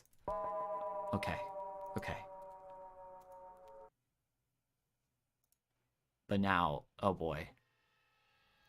235. Okay. Okay. Oh boy. Hopefully they haven't discovered me. Oh boy. But this is something. Can probably figure out a way to add this to the dissertation. 235. All right. Wait.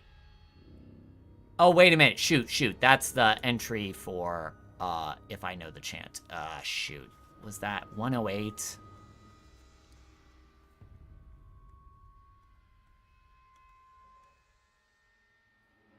Okay, cool. 140. All right. Oh, no. Oh, boy. Turn around. Leave the door closed behind you. Looking down the stairs, you realize you're not alone. Oh, jeez. Oh, no. Oh, boy. Turn around and leave the door closed behind you. Looking down the stairs, you realize you're not alone. Dominating the entryway is Joshua, red-faced and furious. He has a gun in his right hand, and he quickly aims in your direction. You have just a second to hit the ground before he pulls the trigger. All right.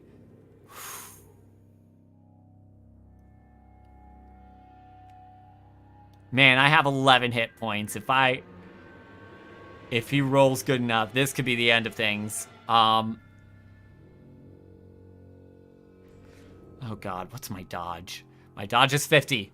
Okay, hang on. We need to get some suitably,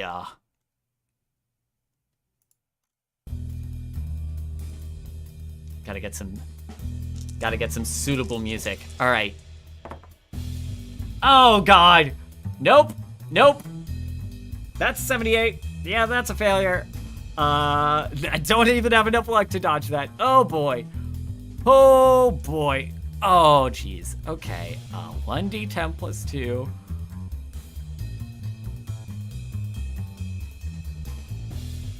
Alright, let's see. Gang. Oh! Woo! That's 9 damage, bestie. Oh boy. I am on 2 health. Oh god. Now, hang on.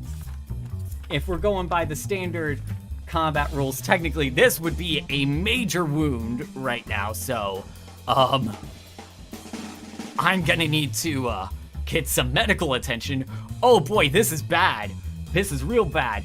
But woo boy. 96 gang. All right, let's go. Oh god. Joshua aims at you. You freeze in shock. Weapon goes off in his hand when the bullet whizzes through the air, tearing through your left shoulder.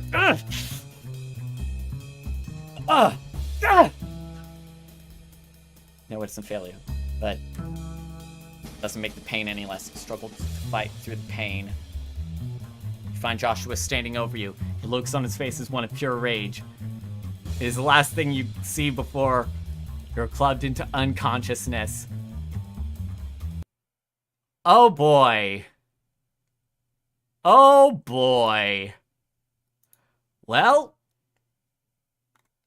gang.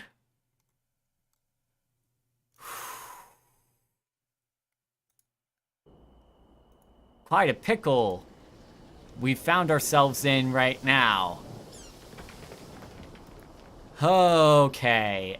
So, unconscious. Good to know. Yep. Oh boy, 138. Great. Good stuff. Okay. Oh boy. My cat Oslo is getting very curious about the stuff on my desk right now. Are you gonna join me on the desk, Oslo?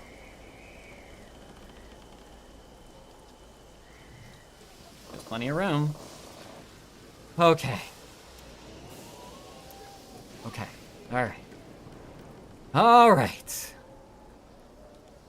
Boy. Oh boy, oh boy. Alright, alright, alright. Yep, yeah. The chat says hi, Oslo.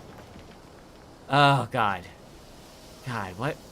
138. Right, right. Wait. Wait. Hang on. Okay. 138. 138. Alright.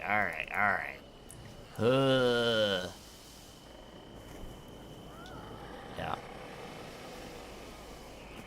Hang on. Here's the boy. Come on, Oslo. Gotta help me make that sweet content. Gotta. Oslo just loves this desk right now. Don't you, buddy? Yeah. Alright. Do you want to stay on my lap? No, he doesn't. Okay. Alrighty. Great.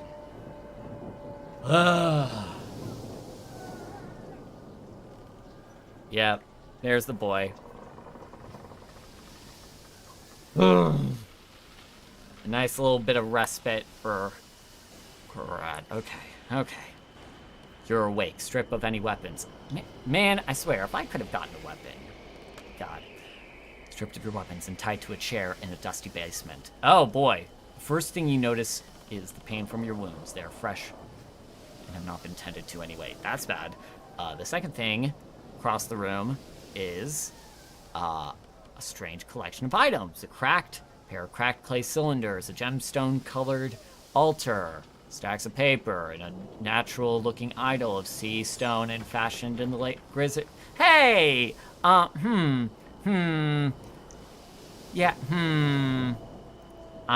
gang, I'm starting to think that maybe, they might have just fucking murdered the shit out of anyone who purchased these items, maybe.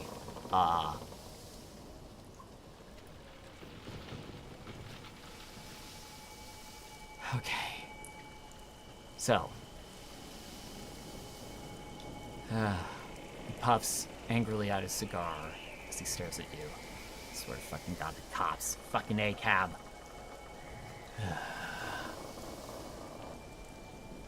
You turn your head. You see one of the suited men from before leaning against the door, sipping from a flask. You begin to move. The unknown man walks to you. He grins widely. You spot a glint of madness in his eye as he hovers at the edge of the illuminated area. He produces a knife from his pocket. The blade catches the glimmer of the dim bulb flickering above. Stranger shoots a glance at the suit of the door. Well, I mean, it's pretty clear it's the police officer, right? Oh,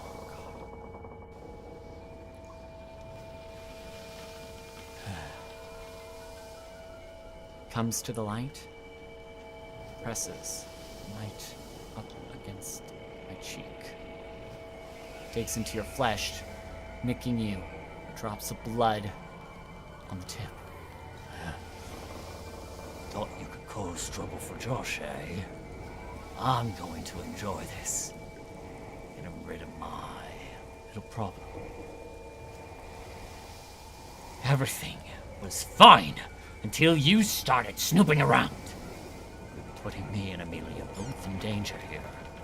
You're getting in the way of my plans. So, I'm gonna enjoy tearing you open your throat and offering your mind to the idol.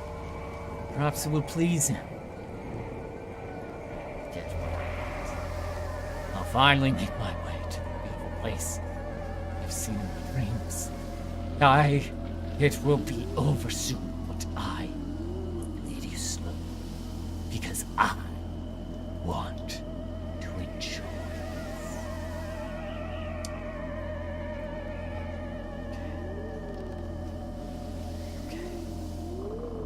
It's now or never. I gotta make a strength roll, gang. I gotta make a strength roll. I'm getting out of this. I need to get below 50. Come on. Don't fuck me. Dice. 66. 66. We gotta spend it. We gotta spend the 16. Oh god. Oh god. Math. Right now. Hang on. Don't mind the calculator. Let's see. 23 minus 16. Oh boy. Oh boy. Oh, wait a second. Ooh, I could also do that chant right now. Ooh. Shit. Shit.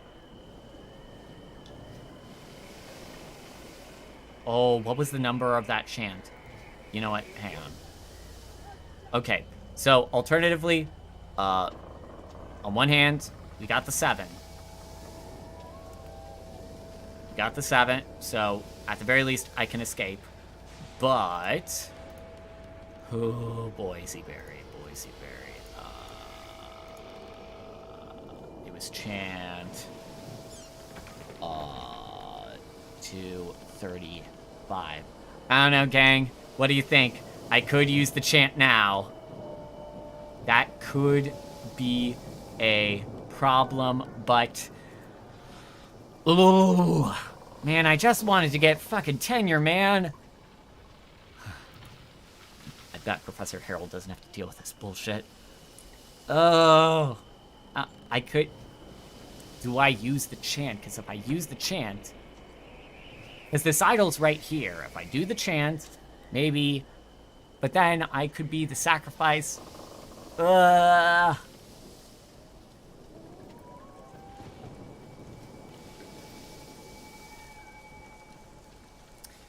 It's such... oh, because this feels endgame territory. Which, that seems about right. Okay, okay, okay.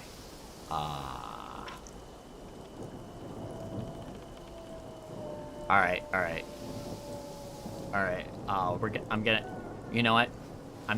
The chant is the last result. That's gonna be, like, last case scenario. So, 115. Let's go. Okay. Alright. Oh boy, it's time to fall. It might be time to fight. Okay, here's what I'm gonna do. Alright. I struggle against my bond as I begin to panic. Mercifully, I give way. Joshua is shocked by the sound of the snapping rope that echoes out the walls as he jumps away on pure reflex. I act on instinct. Without thinking, I rush towards him, attempting to wrestle the knife from his grasp. You know you need to be the one in control of the weapon if you are to survive this, especially if there's another armed man outside of the door. You grasp Joshua's forearm, preventing him from attacking you with the knife, and you try to pry it from your hands. His hands. And even as you jab and strike him with the knees and elbows, hoping desperately you can snatch the blade from the grip.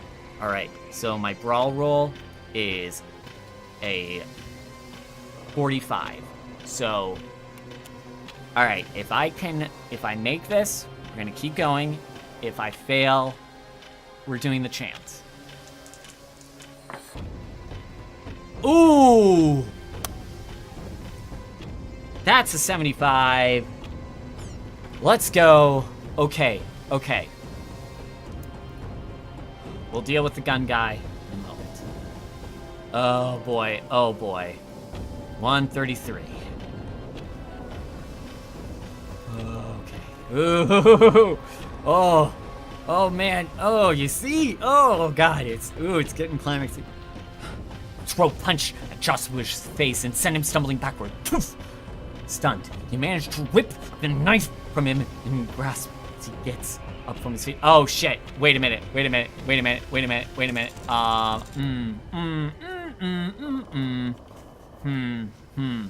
on. He managed to whip the blade And he regains his footing, and I take the blade and plunge it into his chest. Joshua's face takes on a pained, shocked expression, as if offended that you dare to kill him. Still, he slumps to his knees. He looks at you as he begins to die. His eyes glaze over and stare at you with smoldering malevolence. Strange words begin to pass from his lips as the last of his life begins to fade away.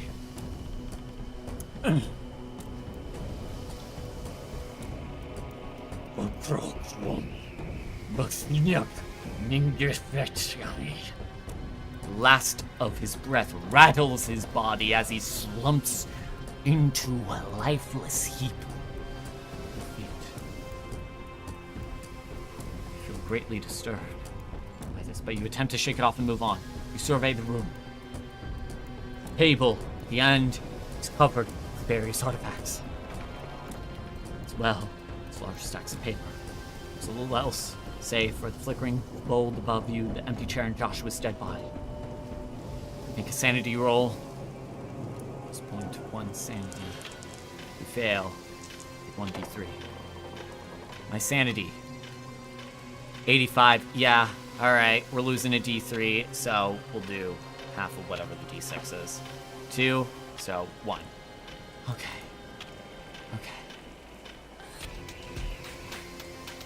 Well, wait, no. We would count that as a 2, probably. 1, 2, 3. 1, 4 would be 1. 5 would be 2. 6 would be 2. Okay. 48.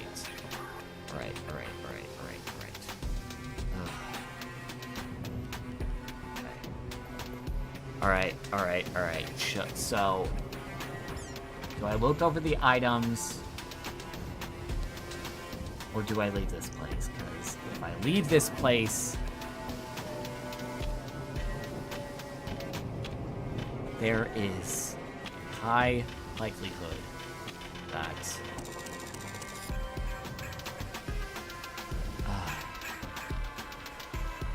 Okay. We are going to be doing a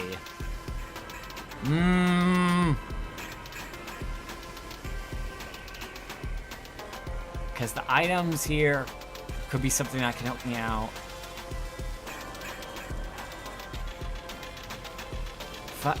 210. All right. Okay.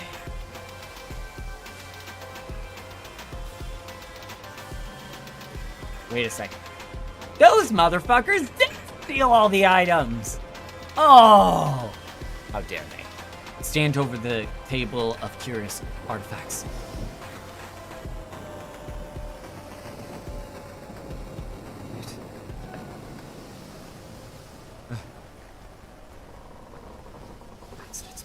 Glasses. You make your best to do. No. Stand over the table of the curious artifacts. Confidently. Strange. It's to do with something. The events in Edinburgh. Begin leafing through the notes. Contain some characters of ancient items. We're going to take notes and assist in the translation.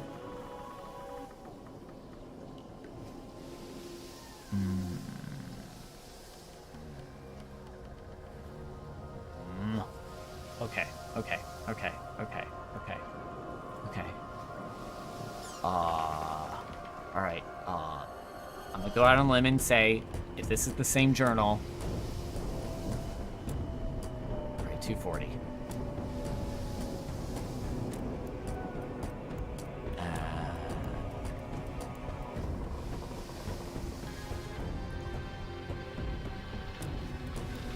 Is it the same? Let's see. Yeah, we're covering, let's see, several items, covering items. Threats about the theft. Brick cinders. Theron. Yeah, no, this is the same stuff. Okay. We can at least unroll that. I mean, cylinders, right? Clay cylinders. Wait, no, the idol. The idol. Okay. Look over the idol. It's made of green stone and chiseled with the likeness of a water lizard of some sort. The sculpture is grotesque and hideous, with the depiction of the lizard-like creature unnerves you. Still, the work is extremely well preserved and unquestionably excellent. Comfortable staring at the alien-looking thing for too long. You stow it away out of sight. Okay. The journal. Idol. Okay.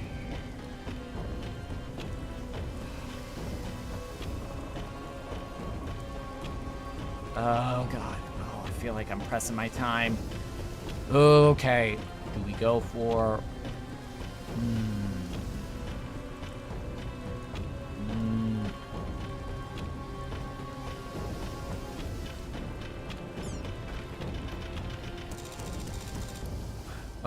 Okay. We're gonna be doing... Clay cylinders. Oh boy. I feel like clay cylinders, idol, journal. Those are the main things I need. You turn the hardened clay cylinders over your hand, the eyes falling on the large crack running through both items. Despite the damage, the stalled construction has led to the cylinder's survival through the ages. The next most obvious quality is the strange writing plastered alongside each part of the cylinder. It's quite remarkable in that it doesn't resemble any language you know. Okay, I can translate it though. Archaeology. Okay. 47, there we go. We know our shit. 204. Okay. Oh heck, y'all. Okay. You turn the hardened clay over the cylinders to make out the tiny squids pressing on each side. Consulting each nose stacks beside you, you begin to work on a rough translation of it. Cylinder reads a story. Okay. Lake mist green beams of it, with their bulging eyes pouting and flabby lips, curious ears and voiceless mouths. It speaks of the origins of those strange beings. Sends one night when the moon in mist gave praise to the chiseled sea stone idol of Buckrock beneath the gibbous moon. It goes on to describe the strange city of stone, ritual destruction, precious metals to appease the detestable lizard. The tale is perplexing and impossible, but if true, is rather frightening. You recall the green mist outside of it, note the alarm. The moon is gibbous tonight. As you place the clay cylinders in your sack, you glance over the sea green idol nearby and further chilled by what it might portend. The Cthulhu mythos has increased by 2 percentile, gang. Oh boy. Good stuff. Okay. God, I want to know more, but I also gotta get the fuck out of here. Okay. So, I mean, I shouldn't go upstairs. That's how I got myself into this mess in the first place. So, do I leave the house or I go upstairs? I don't know. Kat, any suggestions? Do I leave the house? Do I go upstairs?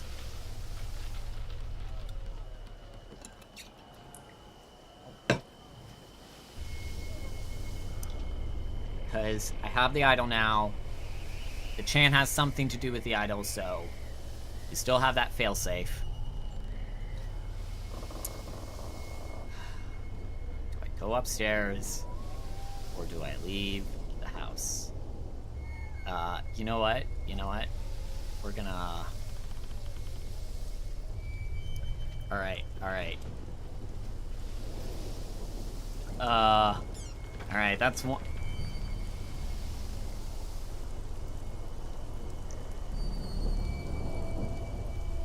Alright, Starting a poll. Gonna start a poll. I'm gonna give you guys a second to decide.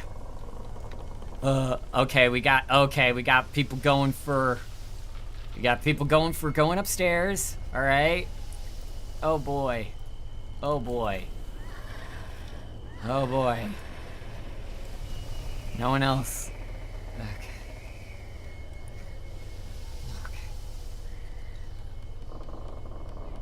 No one else suggests anything. Right. Let's go upstairs.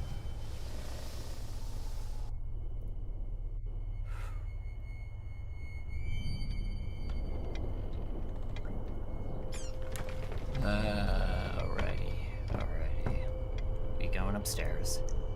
Okay. 202.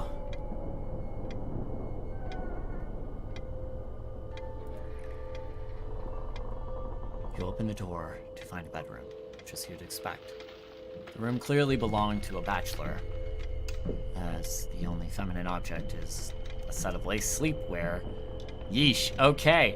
Lace sleepwear lying across the bed. You look at the nearby nightstand and you see several framed photographs of Joshua and Amelia, so you assume the clothes are hers. Peeking out of the drawers of the nightstand is an open box of bullets, as well as several bottles of bootleg whiskey. You scan the room. The other objects of note are the dresser. You search it and find it full of men's clothing, sort that Joshua would wear. Right. However, you're rifling through things, you find an envelope. Turning it over, you see it's unsealed, and judging by the crumpled state of it, it's a letter that seems to have been read a few times. You pull out the letter. You begin to read. Whoa. Dr. Weber? It's a psychotherapist from Miskatonic. Letter. He was writing to Joshua on a monthly basis. The past few months have been quite difficult for Joshua. In addition to the criminal activities, his relationship with Amelia has been troubled by strange dreams, which Dr. Weber labeled as obsessive delusions. God. Joshua has a fixation with a particular dream, a beautiful city in a far-off land. He describes the city made of marble and says sometimes he wakes up crying because he has to leave it behind in his dreams. He reports seeing frightening lizard things in the water shore of his strange city. Sometimes at night, it whispers that it knows the way to the city. Oh, the lizard things scare him. He listens to the whispers. Joshua professes a deep desire to go to the city. He doesn't know where it is, or even if it's real, for his part. Dr. Weber assures Joshua that things are completely fictitious, that he must find a way to return to reality and leave these delusions behind. Okay. Return the letter to the envelope. Slip everything back where you found it, thinking about how this affects the course of events in Edsbury. Silently, he returned to the main area of the house. Let me now investigate the basement or leave the house. Didn't I just leave the basement? Where the heck were they holding me?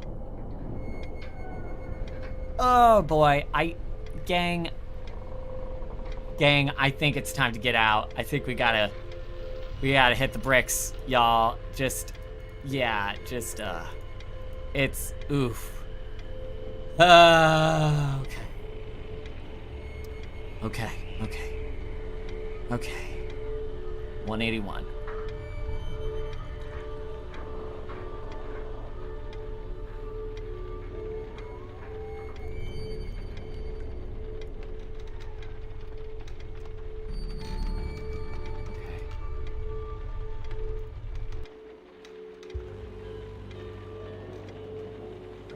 All right. Decide you've seen enough of Joshua's house. Oh, he was keeping me in Joshua's house. Okay, got it. Okay, I understand now. Okay. I didn't put that together. Okay.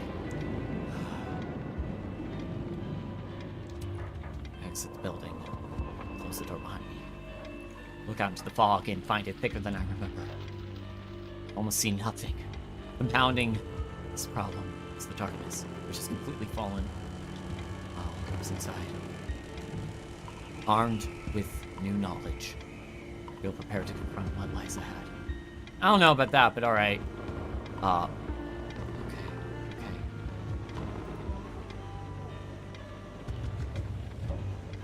Feel prepared. Right, take a few steps out. Are shocked to find cobblestone's water level. The water level is rising. It's flooding. The tides rising. Given earlier events, you suspect that this might not be natural. And if it is, the rapidly rising water is a serious threat unto itself.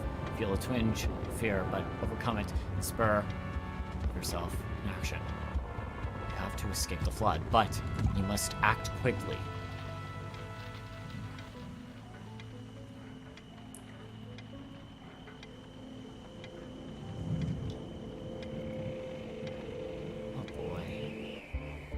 Oh boy.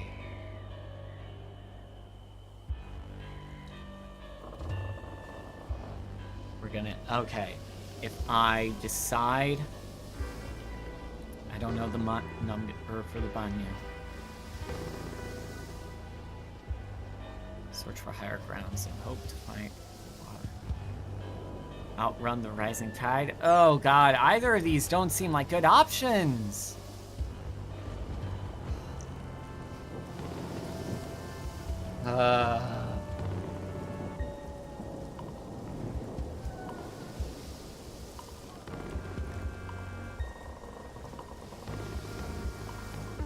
If I... So... Can't...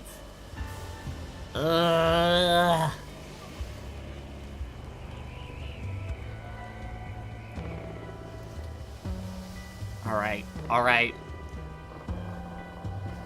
Dr. Woods is going to be holding out the idol. Pulls out his notebook and says, Yernatar Noi, Niglui Bachu. Oh wait, Banya Badoy is his name. Okay. 235. We're doing the chant. Okay.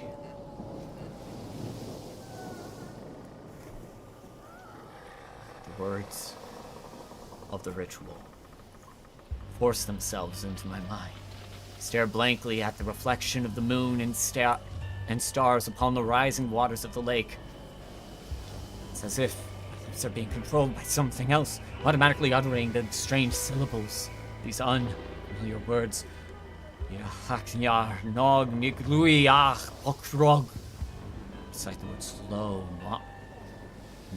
monotonous voice, speaking the phrase 10 times before I stop. I feel strangely tired from this. I sit on the belfry of stones. I look over at the town. The water's risen so high over the tops of many buildings in Edsbury. Positioned on one of the few landmarks still above water. Much of the damage has been done here. At least the water's still around in Plaza now, apparently returning to its normally peaceful state. The unnatural green mist seems to be dispersing as well. It still lingers here and there, but there are lights. The Gabrus moon, you can see the fog starting to thin out. Oh.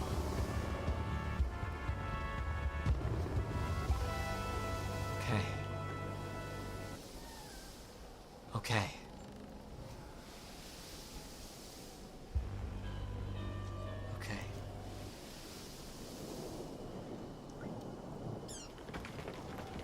I seem... Okay, I need to figure out what to do next. I do have the idol. So... Oh, whoops, didn't mean to press that. Yeah. 208. 205, sorry. Oh boy, this game's getting me flustered. 205.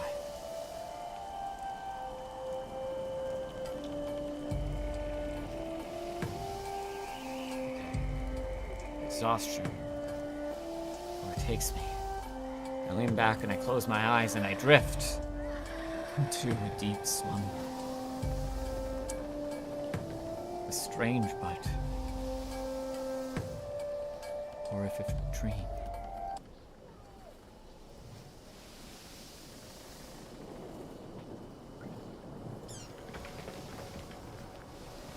I see a shining city of marble, onyx, and lustrous gems. I see this magnificent city in all its splendor sitting next to that placid lake.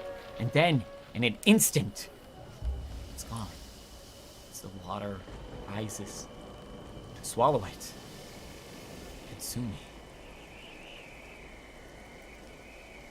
I exist in this state for what feels like an eternity, drifting through the sunken ruins alongside horrible lizard things. Its eyes close, scrutinizing every movement. It never acts, it merely watches with checked malevolence. As I stare into its eyes, I begin to wish it would simply consume me, so I wouldn't be under its watchful gaze any longer. This becomes a maddening desire. I find myself willingly swimming towards the thing. It opens its jaws as it perceives me, feeling row after row of needle-like teeth, just as I'm off myself.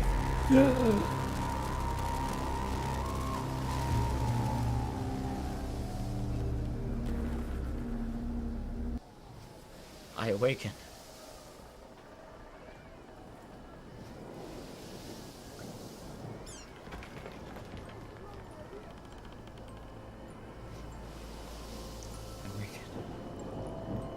Find myself dangling over the edge of the belfry, about to roll into the flooded town below and lose myself into the water.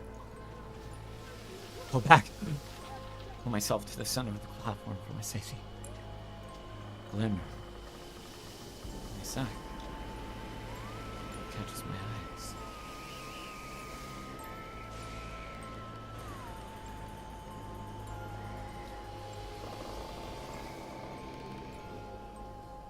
I reach inside and find the source of this extract the green gem item. It shimmers with a bluish white light of angry intensity. A thought creeps into my mind, driving my actions. Right. God, y'all, I'm legit shivering, like my fingers, oh, I feel. Power roll is a 50. Come on, 50-50 shot. Let's do this, please, please. Oh. That's an 11. All right. Yeah. We got that. Oh, boy. Okay. Okay.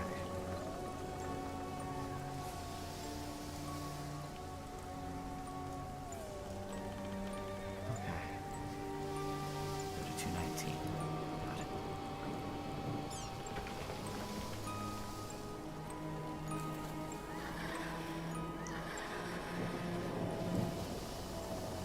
Oh boy. Oh boy. Thoughts cloud my mind once more as if I'm dreaming again. I see the strange city in my mind's eye. Visions pass over precious metals changing hand between exotic munitions. Discs of silver and gold move from buyer to seller before disappearing into bags and boxes. Glide formlessly over the city and out into the surrounding lands. I see citizens marching in line, carrying precious metals to the city from the mines. But above all, look out to the lake, where you sense brooding hatred and distress. My awareness snaps me back to reality as I stare into the idol.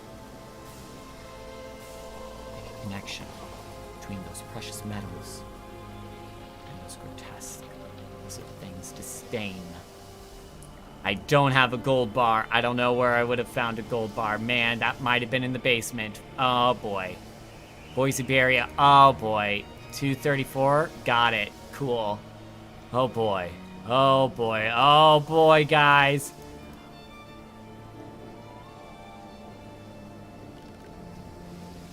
A thought takes shape.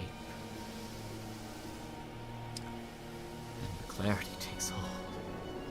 These thoughts are not my own.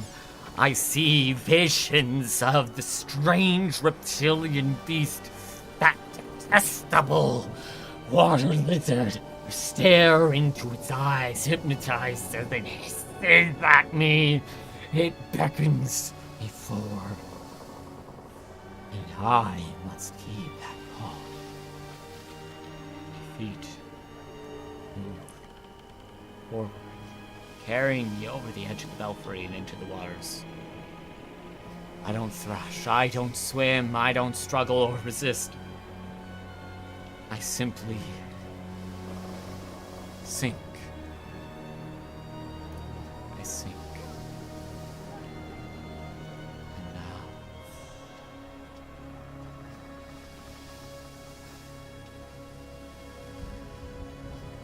I sink and enter the risen waters' embrace.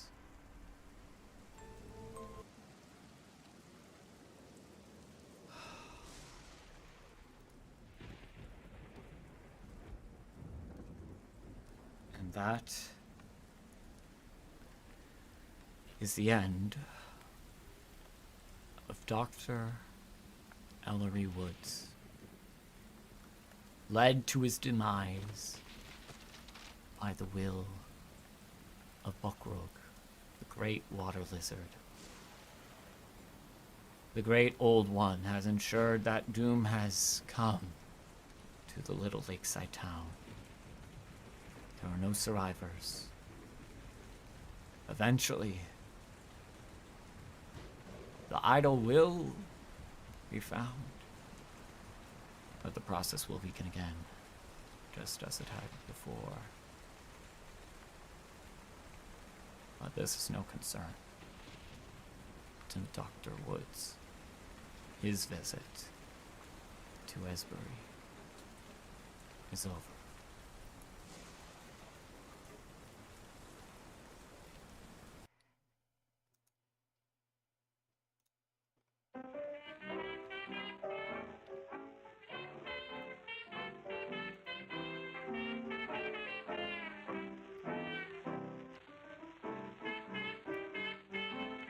And that is the end of tonight's tale. It has certainly been a most stimulating excursion into the town of Esbury. Who knows what other kinds of results could have befallen Dr. Woods, but unfortunately, it was not meant to be. But yeah. Now, obviously, mileage might vary. Doing a solo Call of Cthulhu thing is going to be vastly different from a group session with the DM and respective players and different types of people. But something that I do... I don't know. That was a lot of fun. It was a lot of fun to do on stream. And there are other ones of these to do. And I mean, some folks that you might have seen in the chat are members of the usual Call of Cthulhu group that I GM for. And yeah, y'all been great. But yeah, I might have to do some more of this sometimes. This is a good time. Whew. I don't know about y'all, but I am winded, and well, if I look at the prop that I barely got to use during this, it is time for me to log off, because, yeah, this has been fun. But if you are interested in more tabletop-y stuff, keep an eye out for the future, because I am presently finishing up my own original Call of Cthulhu adventure titled A Summer of Green and Gold. The basic bones of the adventure are all done, and I have pretty much all of the stuff completed. But the big thing is that I am waiting on some pictures that I'm commissioning, and I also want to be able to do some I want to get some proofreading done and make sure everything is all legitimate, because I hope to get it published through the Miskatonic Repository, which is Chaosium's official publishing wing. But yeah, so in the meantime, I think, yeah. Ooh. Oh yeah, I guess I could also plug my Infinity Train. If you check on the YouTube channel, you'll be able to see a little playlist of a little Let's Play that I did with my friend Richard, Draw Pinion Dumps, and Uncivilized Elk. It was great fun. It was really fun doing, like, I don't know, I have a really good time doing tabletop stuff, and I know the art of being a compelling streamer of tabletop. There's a lot of challenges with that, but yeah, let me know what folks ended up thinking of this. And I think, yeah, that's gonna be doing it for us. So I hope wherever you are, you're able to stay dry, stay safe, stay sane, and stay curious. But until then, thank you for watching, everybody. Best wishes.